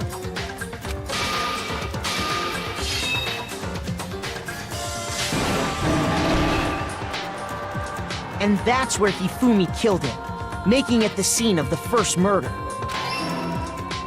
The murder weapon was Justice Hammer 4, which was left there in the equipment room. The reason Hammer number 4 was used was to create confusion about the order of the crimes. So, next they falsified 2 more assault incidents. For these attacks, the killers pretended to be the victims, to solidify Robo-Justice as the suspect. The first fake incident was the attack in the rec room. There, the killers wanted us to see Justice Hammer 1, and the Robo-Justice pictures they'd taken. They wanted to make sure we bought the surprise attack story. The second fake incident was the attack in the library. This time, they planted Justice Hammer 2. With these 2 incidents, the killers were able to create a certain preconception in our minds that the suspect was increasing the size of the hammers and attacking people in order as they did. We fell right into their trap and started looking for the suspect based on that.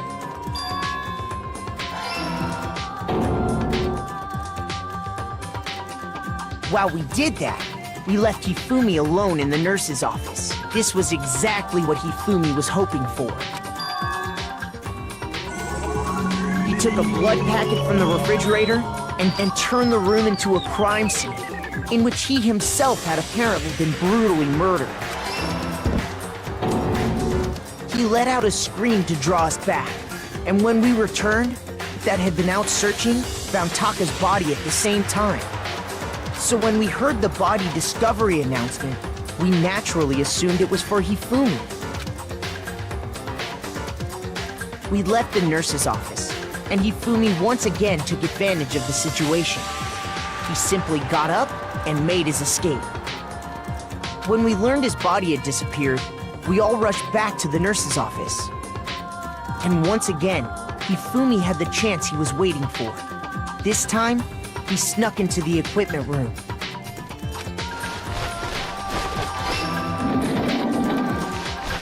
He wrapped Taka's body in a tarp and used the dolly to move it all the way down to the repository.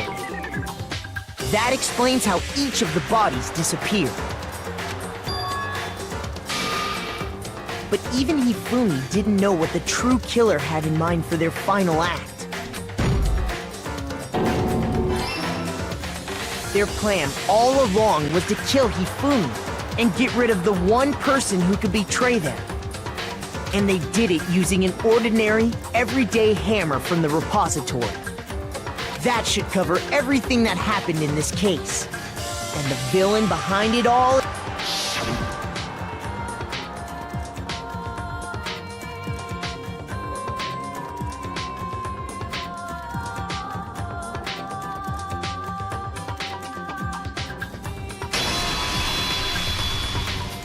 Celeste! Sorry, you lose. I lost? When was the last time I was forced to utter such words? They hang heavy around my neck. Then you admit it? You're the killer?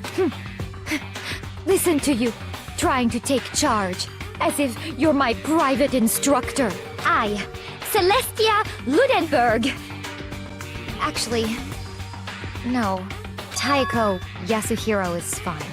Taiko? So, you finally accepted it. Yeah. I'm the kind of person, once I've lost, I don't like things to drag on. She even dropped the accent. Ah! Interesting.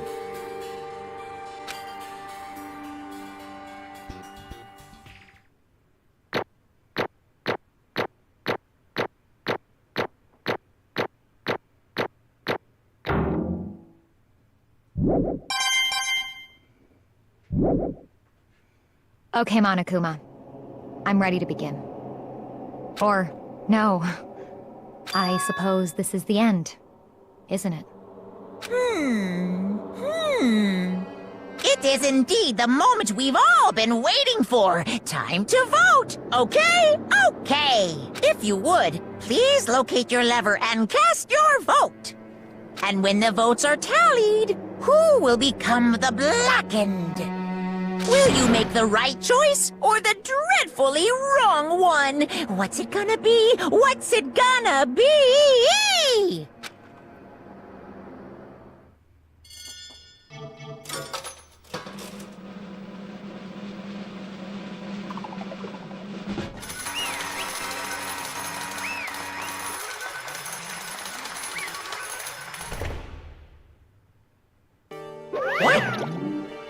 It's basically a formality at this point, but once again, you're all correct. The blackened this time, the true killer who devised the whole stinking scheme was... Celestia Ludenberg! Or more precisely, Taiko Yasuhiro! Honestly. Well, this sucks. I guess trying to work with someone else was a mistake after all. Hifumi's intuitive was beyond all my calculations. I knew it. So you really did approach Hifumi with this plan. But how did you get him to agree? I can't imagine he would be happily agree to commit murder. I'm sure she relied on her specialty, lying. My specialty? Don't make me laugh. I didn't have to lie to get him to agree. So then, Then did you use, you know... Well, you figured it out, Kyoko. You're absolutely right. To get Haikumi to act as my accomplice, Indeed. I used her. For everyone who's still left, I'll avoid mentioning it by name, but it was the one thing Haikumi and Taka were super into. Was she talking about alter ego? It's not like y'all haven't been talking about it relentlessly in front of Monokuma the entire time. Say what? What are y'all talking about? just a second. Don't interrupt. We're in the middle of an important conversation here. Totally up to you as usual. How sad. In other words, Then you're the one that stole it. Indeed. That's right. I see. You used it to drag Haikumi into your plan you come up with. Correct again. Last night, after we had our meeting about how it disappeared, I paid Haikumi a little visit. What are you doing here? Actually, I was hoping I could talk to you alone. It's about, what was stolen. You know, I know who did it. What? What? are you okay with this? It was Taka. He stole it. What? So then, And I have proof. Would you like to see it? As it turned out, I found a use for that digital camera. I'd taken you-know-what to Taka's room earlier and took pictures of it there. I deleted the pictures as soon as I'd shown it to Haifumi, of course. Damnation! So it was him.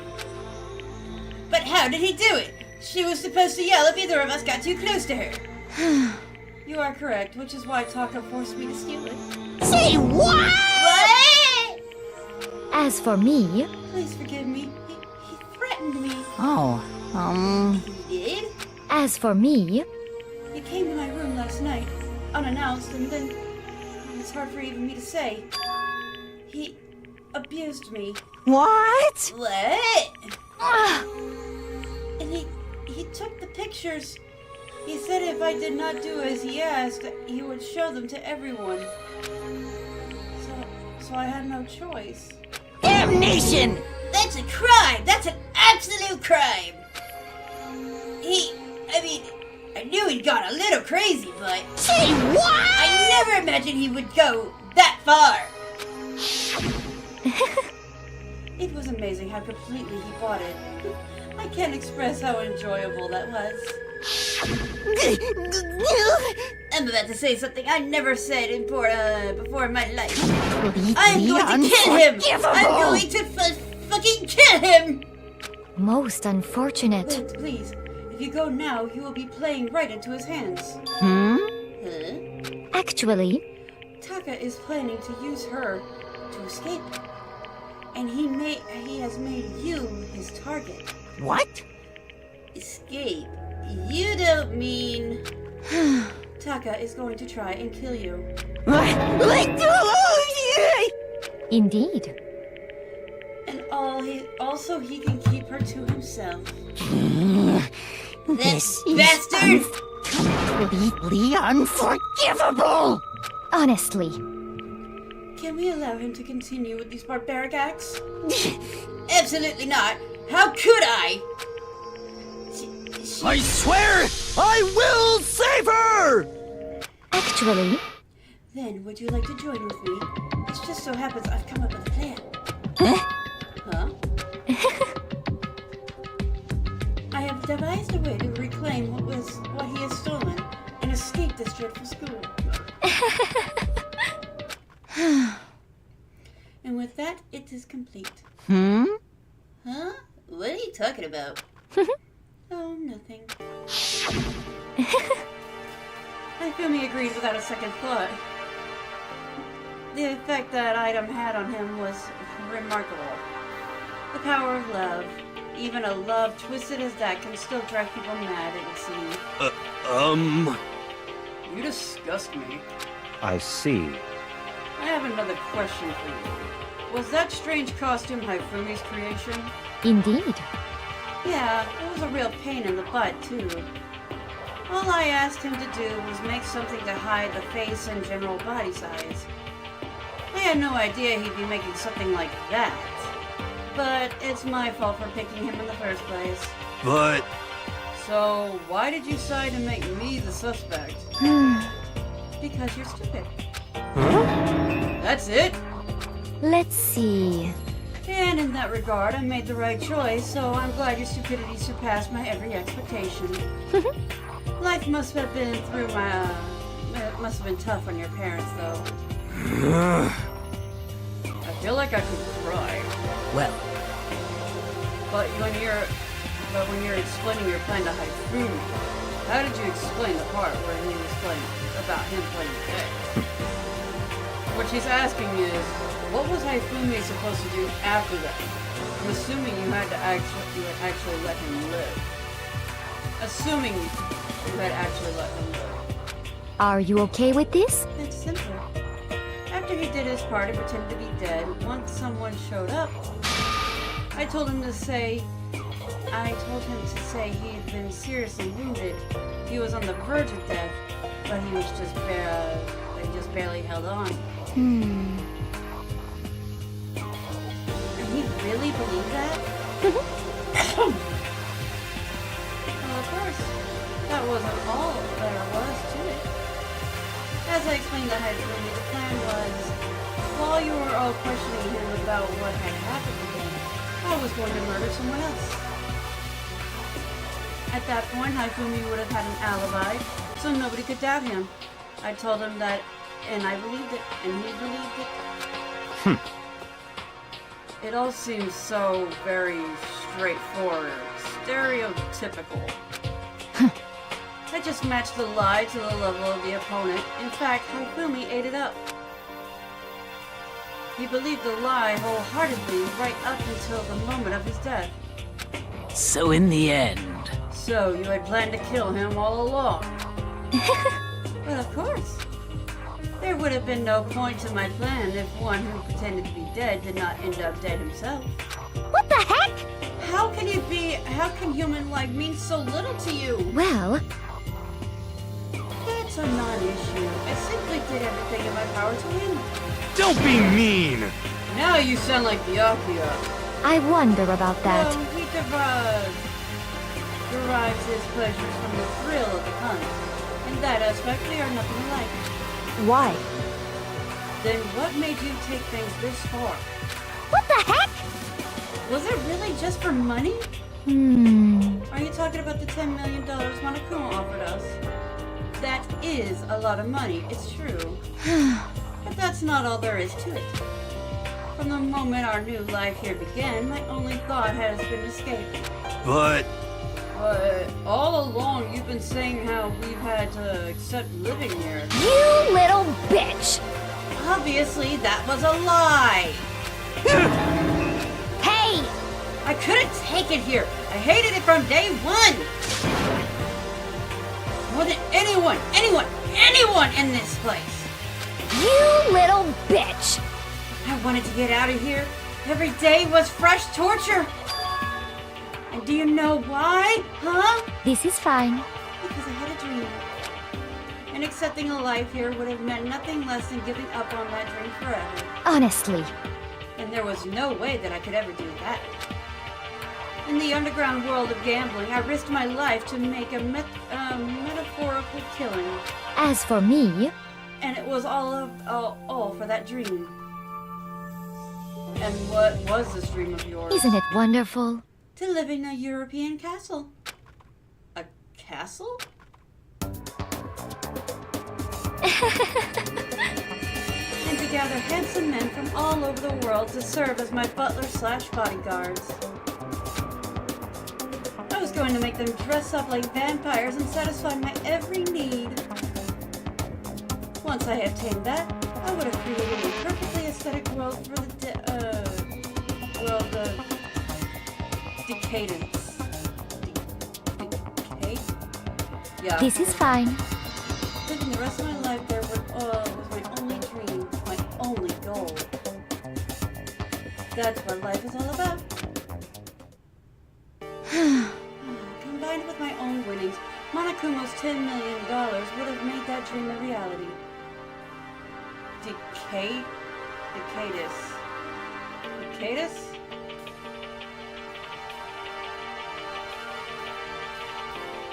I can't read. Got right to the edge, but There is nothing to be done. unfortunately my dream has been scattered to the winds. Still, I don't have any regrets. I pursued my dream to the very end, so why would I? Just the worst. You sound so passionate, but you were really able to kill your own friends for it? Oh, Are you asking me if I feel guilty? That is a pointless endeavor. I think nothing of sacrificing others for my own needs. I feel nothing. do you understand? That's all there is to me. That's all. That's what makes me complete. Isn't it terrifying how different our values are? There's simply no room for understanding. What is this? That's what we should be saying. And plus, how can you be so calm? Don't you realize you're about to die? Aren't you scared? My ability to lie is unraveled, and I take pride in that. It's not just other people. I can even fool my own emotions. The conscious deceives the unconscious. And that's why you're not scared? Yes, indeed. That's right. I don't fear death. Kill me however you like. But you know, if I could be reincarnated, if I had a choice, then Isn't it wonderful? I think I would like to come back as Marie Antoinette. Hey! You just get executed again. Celeste smiled then. And when she did, it looked like a poor effort to force it. She claimed she could fool her own feelings. But that statement itself must have been her final lie. And that weak fake smile is what betrayed her. Thrills, chills, kills! You all done? Okay, then let's get rolling. The Blackham disturb the peace and must pay the price. Now then, I've prepared a very special punishment! Ultimate Gambler! Let's give it everything we've got! It's punishment time! I guess I'll let Kyoko hold on to this. What? Will it really give you the hope you're looking for? Which is why... Actually, it's not important. Well then, take care, everyone. Perhaps we'll meet again. In another life.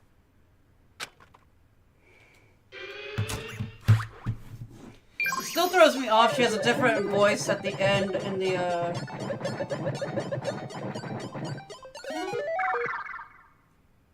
At the end, I was like, in the anime, she kept the same voice throughout the entire thing. In the game, after she'd been found out, she changed her voice. Very odd.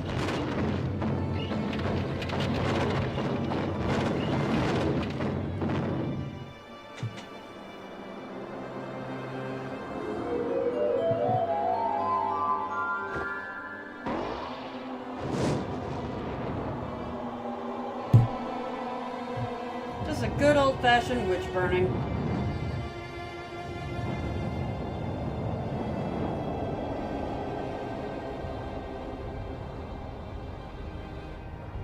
Is it not the same voice actor? No, it's the same voice actor. She's just using a different accent.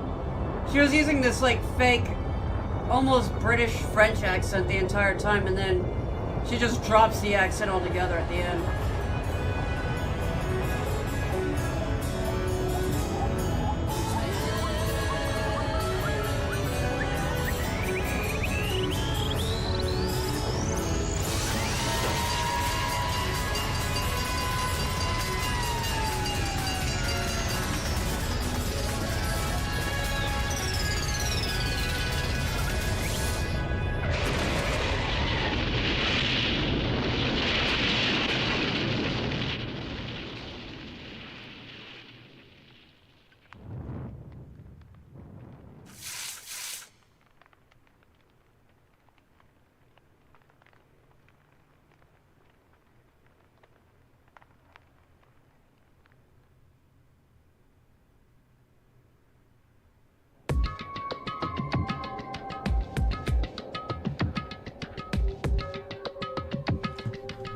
over.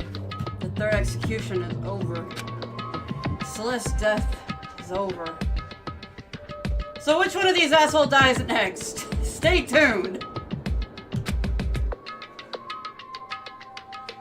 Celeste killed my friend, so I can't pity her, but I also can't deny at one point I considered her a friend too.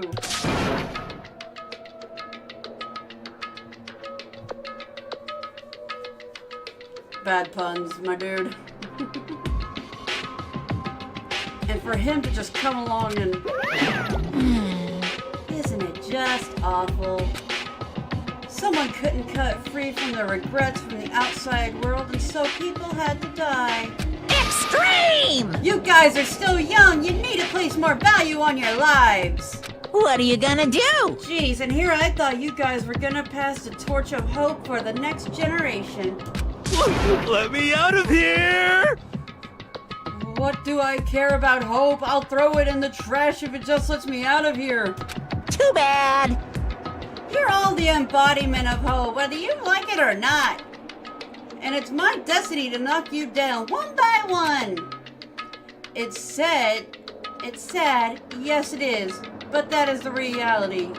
Just can't be avoided. Don't talk like you're not responsible. How long are you gonna make us keep going through this? What do you want from us? How strange. God, I'm sick of you people asking me that. Give it a rest already. So anyway, Kyoko, did I see you get something of a key type object from Celeste? Hey! So what's the deal with that? What? What's the matter? So then, I'll answer your question if you answer mine. you... What did you do? What did you do to me? Ooh. What? Hey, Answer me. What did you do to my body? Ooh, how exciting. Oh man, oh jeez, oh man, oh jeez. What do you mean? What did I do? I have no idea. I don't know anything about it. What was that just now? The mastermind did something to Kyoko's body? What does that mean? Hello.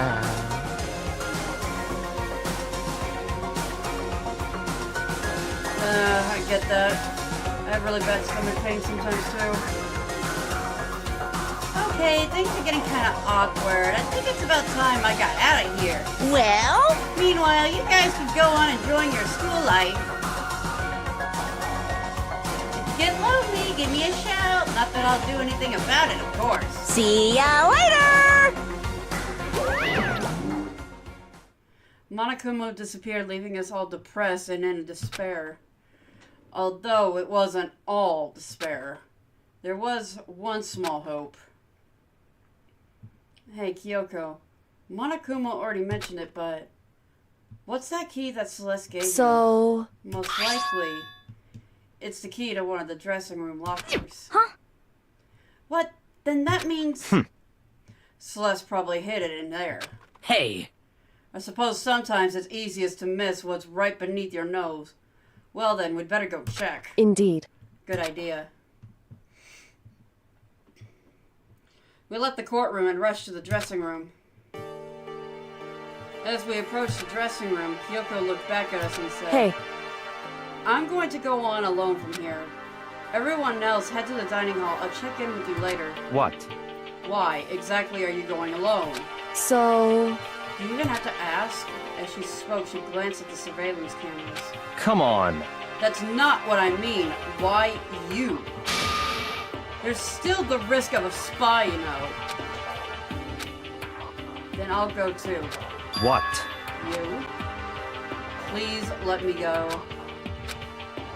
Standing here arguing is just going to draw more attention to us. Goodbye. Do whatever you want. Thank you, Byakuya. well then. Then it's up to you now. Yo! I'm gonna go to the dining hall, okay? So Makoto and Kyoko are going to go together? Does that mean what I think it means? Okay. Good luck, Makoto. Girls are a total pushover when you show a little backbone. I try to forget what Hina said. Everyone headed to the dining hall, leaving me and Kyoko there alone. Shall we go? Yeah. So then, We need to get into that locker. Kyoko took the key Celeste had given her and unlocked the locker. And as the locker swung open, we saw... You really came! It's been a while, hasn't it? It's safe, thank goodness. I never have heard Kyoko sound so relieved. It was like she was speaking from the bottom of her heart. I just did what Celeste asked. I didn't say a word. I stayed quiet the entire time. So, Oh, and I think I might be able to open the last set of files soon. Maybe as early as tomorrow. I'm doing my best, so please wait just a while longer. So now we can officially say the case is closed. As far as this incident is concerned, sure, but can we talk for a sec? Since we have this opportunity, I want you to be honest with me. Kyoko, please tell me, what are you trying to do all on your own here at the school? you. Is that why you wanted to come here with me? However, Regardless, it's not something you need to know right now. I don't need to know? That just makes me even more worried. what? Worried? Like, what happened during the investigation this time? You disappeared and we didn't see you again. Without warning, without explanation. When you did that... Indeed. It's only natural that you think I'm the mastermind spy, right? And you too. No! I believe in you. What? You believe in me? Isn't it obvious? People believe in their friends, right? That's why I want you to tell me. And I want you to believe in me too. Because we're friends. I understand. It's true. And maybe I can believe in you. Just a little more. Then... That's fine. Fine, I'll tell you. I'll tell you why I've been disappearing and where I've been going. You see, what I heard from Kyoko then was, well, frankly, it kind of blew my mind. Right after I told Kyoko I believe in her, she told me a story that was, well, almost unbelievable. I decided to confirm what she had told me with my own 2 eyes, so I waited for nighttime to come, and when it did, I went into action. Correct. The boys' bathroom on the 2nd floor doesn't have surveillance cameras on or monitor in it.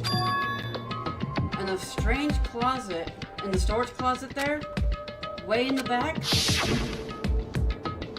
said it was way in the back of the boys' strange closet, but... Storage closet. Could Kyoko really be right about this?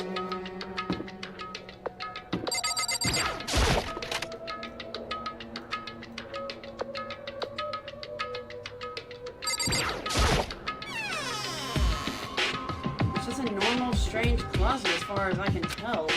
The secret Kyoko told me about, could it really be here? She said it was way back in the storage closet, but I mean seriously. Without thinking, I placed my hand on the back of the strange closet, and suddenly, as if I were being yanked, and I yanked in. At the same time as I heard that sound, I fell through the wall. I had no idea what was going on.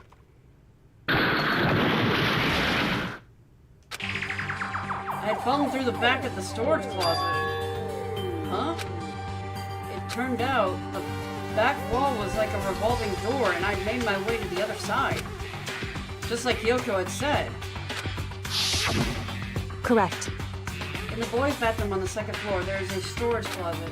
And way in the back of that closet, there is a secret room. So this is the secret room. And what's in here? There's a bunch of files and what looks like a volume after volume of yearbooks. They're all covered in dust. Looking at everything, one file at the edge of the bookshelf caught my eye. Hope Peak Academy Student Registry. This is the only thing in here not covered in dust. Has someone been looking at it recently? I slipped the file into my hand.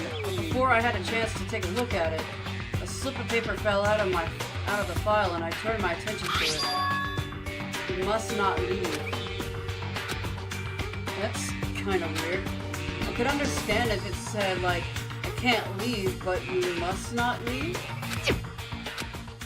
What is this? My head feels funny, strange sensation. It's like deja vu. Those words, you must not leave. I've seen them somewhere before, but I can't remember. What do I know? What don't I know?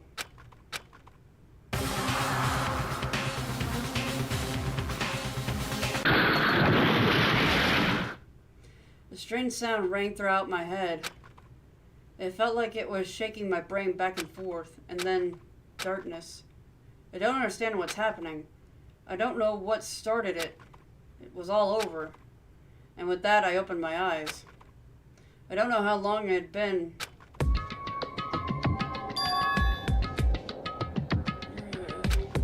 Ow. Apparently something hit me and I lost consciousness. That's all I understood. A dull, throbbing pain in my head proved that much at least. An empty bookshelf. Huh? Empty? Gone? It's all gone! The yearbooks, the student registry, and even the note that had fallen on the floor. It's all gone. What does this mean? My brain refused to do any more work. The insistent pain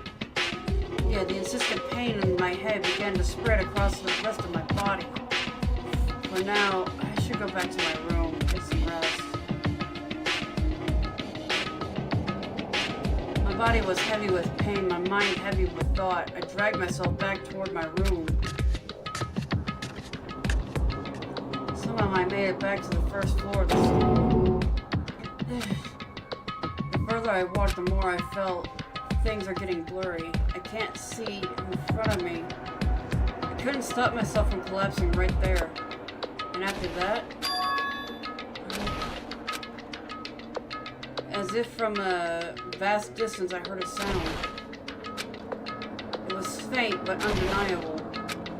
That sound is coming from the gym. As I desperately hauled my shaky frame toward the gym, the sound got stronger and stronger.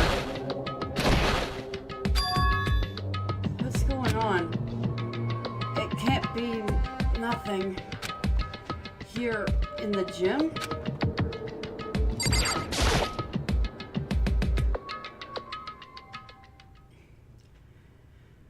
I didn't make a sound as I opened the door to the gym. The sound coming from inside, meanwhile, only intensified that much more.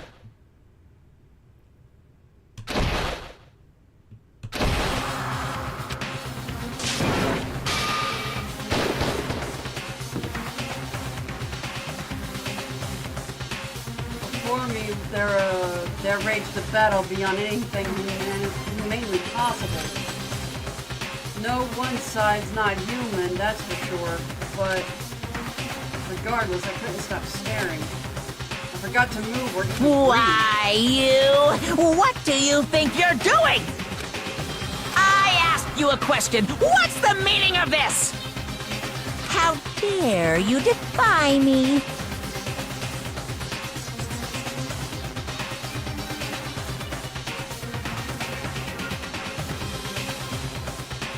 Yeah, I'm looking at the Discord chat now. He'll be unemployed. I mean, I could always moderate him on Twitch, but... This wasn't part of the deal! The deal? I've made a decision. I will no longer retreat, no longer compromise, no longer regret. I've made my decision. I'm going to resist you. Okay, but you do realize what will happen if you go through with this, right? You haven't forgotten, have you? What I'm holding hostage? What am I looking at? What am I hearing? A hostage? It could have been... The mastermind spy is...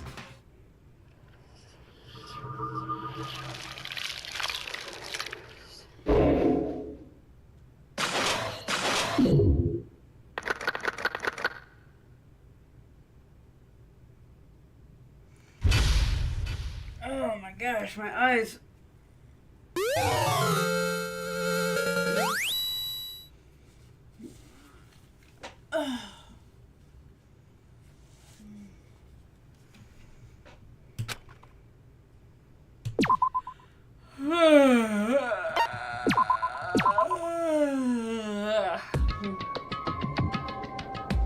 Leon killed Sayaka.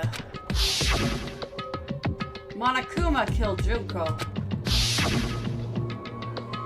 Leon got executed. Mondo killed Chihiro. And then he got executed. Haifumi killed Taka, and then Celeste killed Kaifumi. And then she got executed. And that brings us up to now.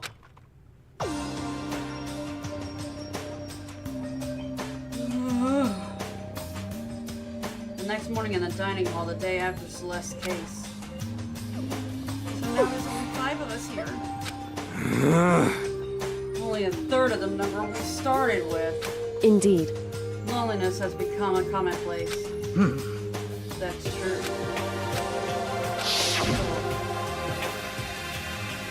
What did we see this way? Don't understand. Sakura's the mastermind spy? Can that really be true?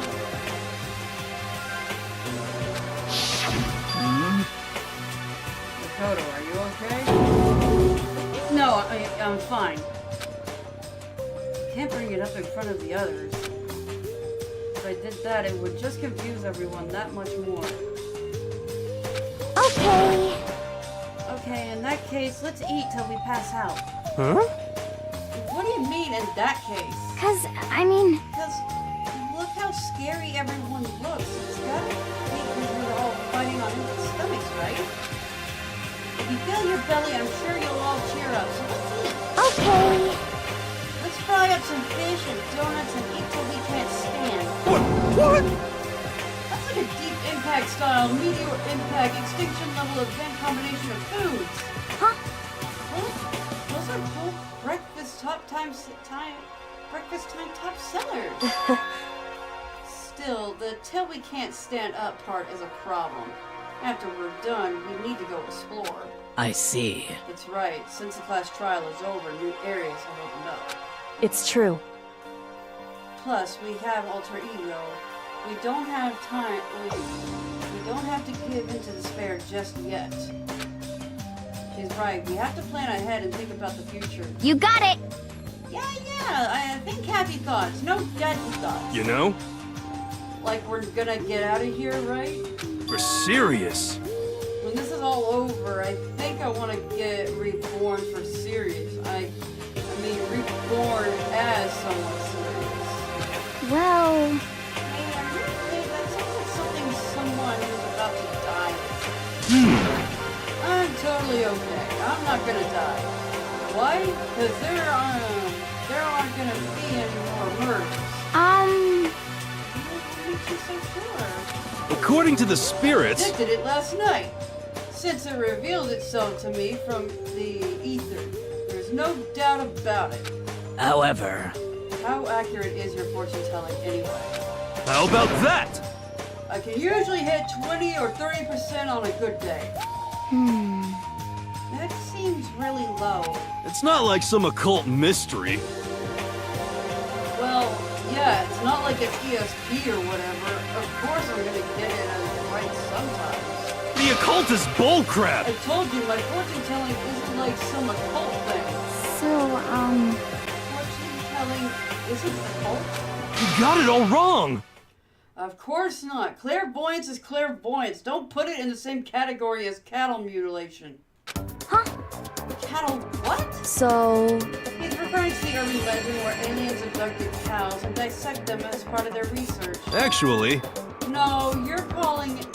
No. You're calling it an urban legend? As a matter of fact, it's true. As a matter of fact, it happened to me. It all happened one day when I went to get a hamburger. It was a place I'd been before. They claimed their patties were all 100% beef. So I got a burger to go and headed home. But And before long, the end is nigh! the sky was filled with a mysteriously blinding light. Some crazy beam came out of nowhere and locked onto my hamburger. And as soon as the beam touched it, the burger started floating in midair. And then, still floating there, the entire burger started coming apart. How much has this guy had to smoke today? One part of it just vanished, while the rest fell back into my hand. Do you realize what that means? It means the burger wasn't 100% beef. It must have had some pork or something mixed in. Where is the fucking logic there, my dude? Something like 70% pork and 30% beef would be my guess. You can't trick me. So I stormed back to the burger place and got up in the manager's grill, and they totally admitted it. It wasn't 100% beef. They totally mixed in ground pork with it. How about that? Now do you see? That is cattle mutilation. And I kinda got lost halfway through. I can't tell if you're for the occult or against it. You stink of stupidity. Don't be mean. I stink of... How dare you? Well, you do stink, though. That's fine. That's fine? Anyway. I hope your prediction turns out to be true. Well, at the very least, I won't murder anyone. Yeah! Me neither. I mean, I would never. Of course. Me neither. Indeed. Nor I. That goes for me too, of course. I could never kill any of my friends. I felt like those words of encouragement were helping us come together as one. After so much sacrifice and hardship, we finally become united. But, Well, to be honest, I wish Byakuya and Toko were here for this too. But But they're so hard to deal with. They only think about themselves. Yeah, we're better off without them, I say. That was enough to prove. We were united for the time being, but within that bond hid weakness and fragility.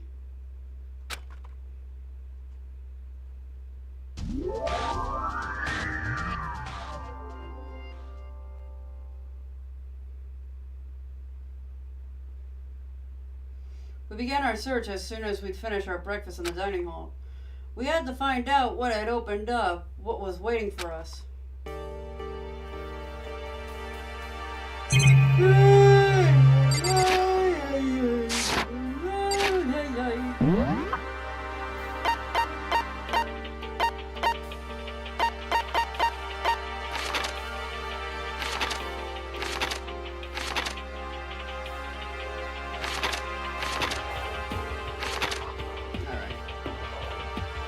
I'm yawning.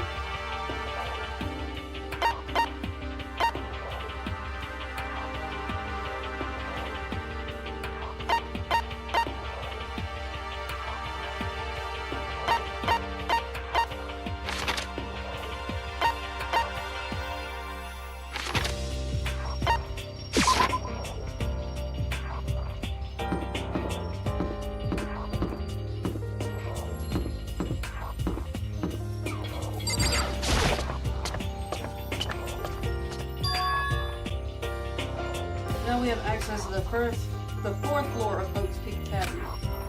Maybe this time we'll find another. No, this time I have to find it.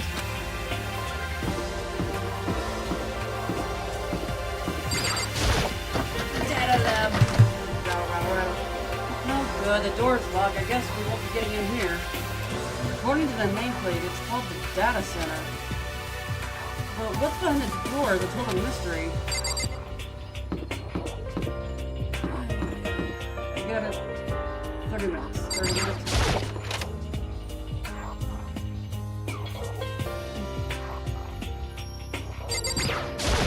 I'm glad this floor got opened up and all, but there's like a ton of locked rooms up here.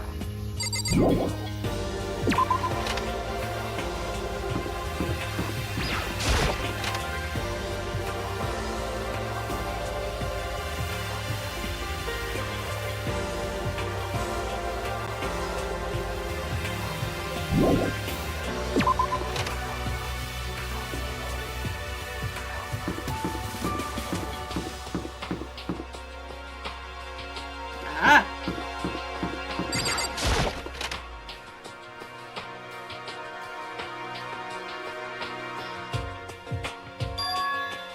This is the music room? It's hardly even a classroom, it's more like an actual concert hall.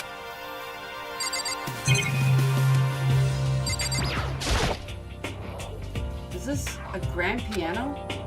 It seems really old. I bet it's worth a lot of money. Of course, without someone around who can play it, it's totally useless. Hey, give me coins. Hey, You know, you haven't told me what you think yet. What I think? so... About the secret room in the boys' bathroom. Ah. Well, I did find the secret room, but as soon as I started looking around, I was attacked. What? Attacked? By who? Well, they came from behind and I didn't have time to react, so I didn't see who it was. When I came to, the mountains of files and documents were all gone. I'm sorry, I know how important those were. That's fine. It's okay, I already saw what I needed to in there. And I half suspect the mastermind might come after you. What? because... When I discovered the room, the mastermind must have seen me on the surveillance camera in the hallway. They must have seen me go into the boys' bathroom and not come out again. Still, I wanted you to go and see it. I wanted you to see how the mastermind would react. I wanted to. Essentially, I wanted to find out if the mastermind actually knew about that room. It would seem... But to attack you and steal everything in that room, that must mean there was some unknown clue in there that could have revealed the mastermind's identity. Then you knew I was going to get attacked? That doesn't matter. You can handle that kind of thing though, right? After all, you're a boy. What does she think a boy is? Fine, I understand. Let me ask you something else. Do you know about that note that was left in there? The note that said you must not leave? Just a second. We shouldn't talk about that, not here. Kyoko stole a quick glance at the surveillance camera. So...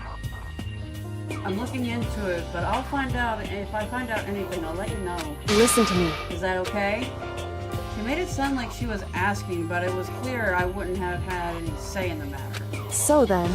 So, now it's your turn. Let's hear your secret. Huh? Do you think I wouldn't notice you're hiding something? Am I wrong? Am I wrong? That's... What? What's the matter? If you're worried about the camera, why not just write it down? Well, Hey, we're friends, so should we be able to trust each other? Trust me. Isn't that what you said before? You're right that there shouldn't be any secrets between friends, but there's nothing worse than experiencing doubt about your friends who don't have evidence. I'm telling her! I haven't found any conclusive evidence yet. If I talk about it now, it could just make things much worse. Friendship keeps Why have that option and then tell me I can't do it?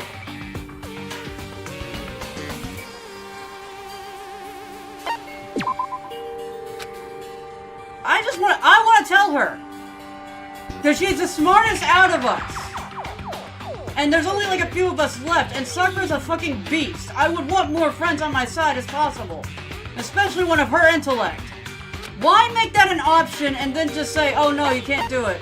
You have to tell her no. correct. So that's your answer? However... But do you think that's fair? You were happy to hear what I had to say, but now you're unwilling to share? See, this is what I was trying to avoid! Why make that an option? Why not just have the fucking narrative say that I don't want to tell her, and then, like, not even give me the option, just have it say, story-wise, the main character couldn't tell her anyway. Why give me that fucking choice? I hate it when games do stuff like that. It's so annoying.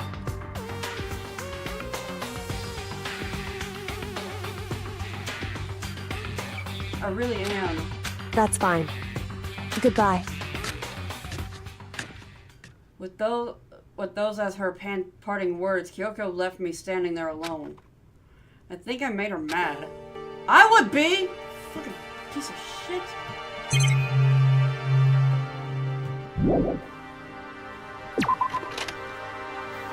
God, oh, I hate that shit.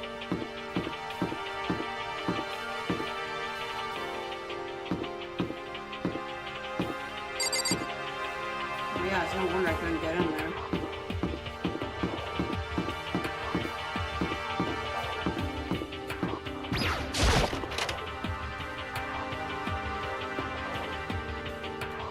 Yeah, that's exactly what ended up happening.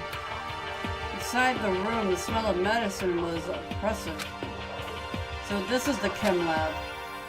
I hope inhaling all this stuff doesn't do permanent damage. It's a remarkably big shelf and it's stocked with all kinds of medicine. That's right! Ah, listen, Makoto, listen! Just take a deep breath and calm down and listen to me! Okay, Hina, just chill out. There's all kinds of stuff in here we didn't have before. Vitamins, minerals, amino acids, keratin. Okay. And what? They even have Protizine X? What's that? Hey! Jesus! A high-quality protein drink. It's nothing like that cheap swill in the warehouse. It's the connoisseur level. Oh, yeah? This is amazing. It's a gold mine. Oh, my prayers have finally been answered. Time to load up some more prayers then. A gold mine, huh?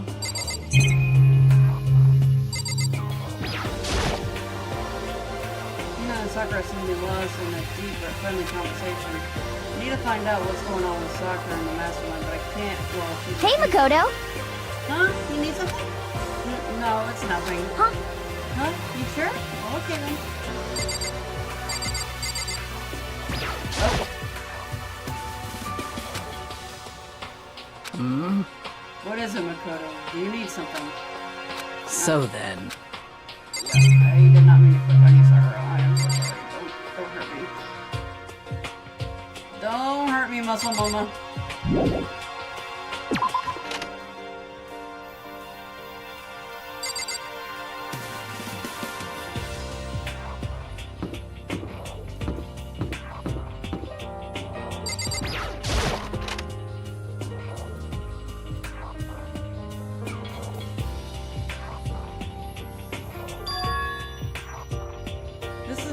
The office? But of course, there's no hint of any teachers that there would be normal and reliable. Okay. Yes, I see the photo on the ground, but I'm trying to inspect things before it comes in. Before Monokuma comes in and yanks it from me again. I know he's going to.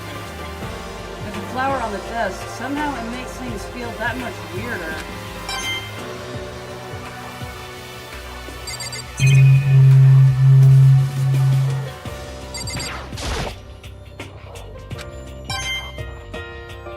Well, I can scan each one and probably get something.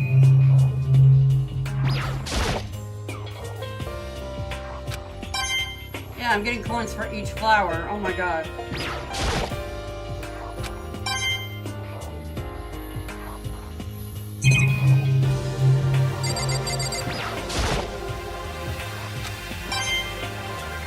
Yay, coins. Alright, time for Monokuma to come in and be a fucking piece of shit. Huh? There's a picture on the ground, on the floor. This picture. What? Celeste, Haifumi, and Sayaka? The smiling faces on the three who are already dead? Celeste is not smiling! Hold on, I need to make sure that's not my husband saying he needs me to get the door.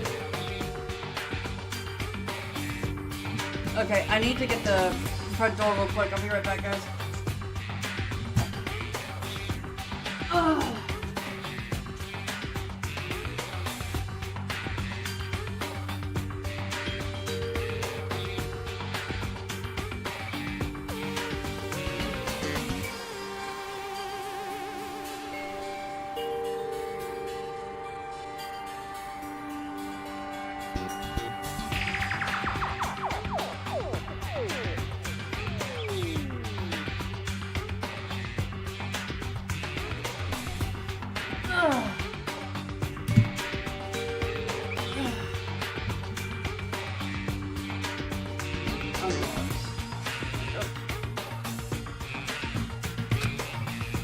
Classroom without metal plates over the windows.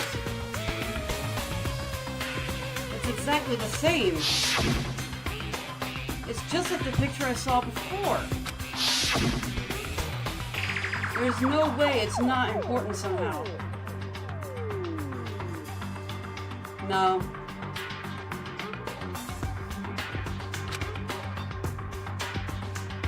You're smiling the way you'd expect any normal teenagers to smile. A normal group of high schoolers living a normal school life. Can't possibly believe that they are able to smile like that in a world of despair like this. Celeste is not smiling. So does that mean this picture was taken before they ever came to Hope Beach? Which would mean everyone in the picture knew each other before they got here, including Sayaka. No, there's no way Monokuma did it. It must be fake. Just let me keep the goddamn photo. You're fake! Monokuma popped up out of nowhere and snatched a picture from my hand. Of course he did. I'm gonna mention this photograph again and nobody's gonna believe me. And because Kyoko...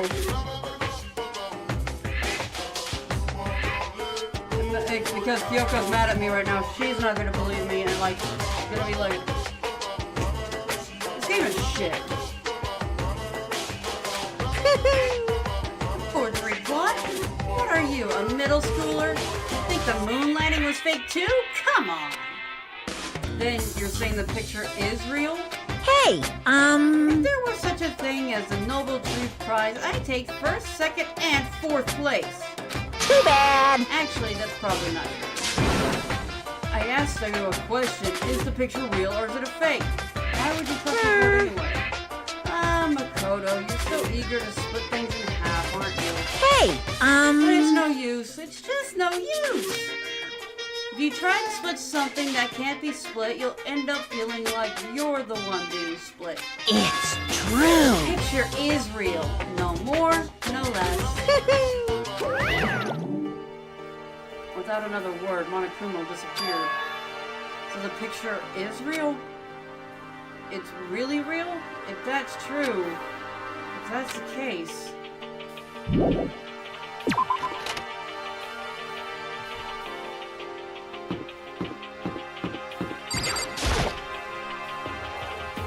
Hello!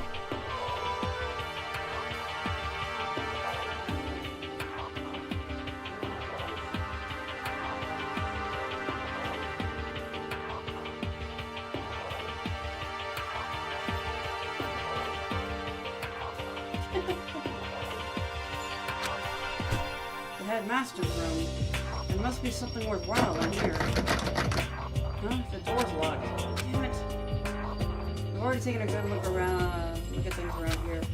There's a lot to think about, but for now I should head back to the dining hall and talk to the others.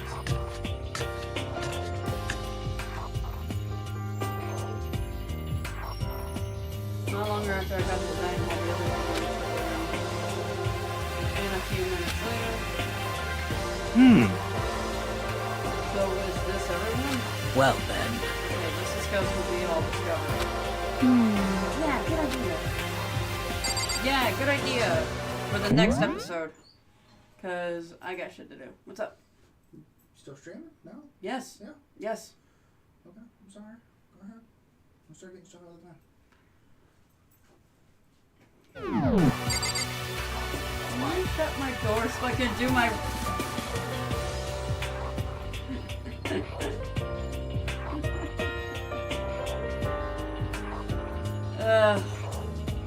Alright. Yeah, good stream. Let's stop too. I'm gonna get too caught up in everything. I will be back tomorrow, guys. This has been eventful, to say the least. My eyes are strained. I will keep everybody posted in the Discord. Until then, everybody have a good night and take care. I'll see you all in the next one.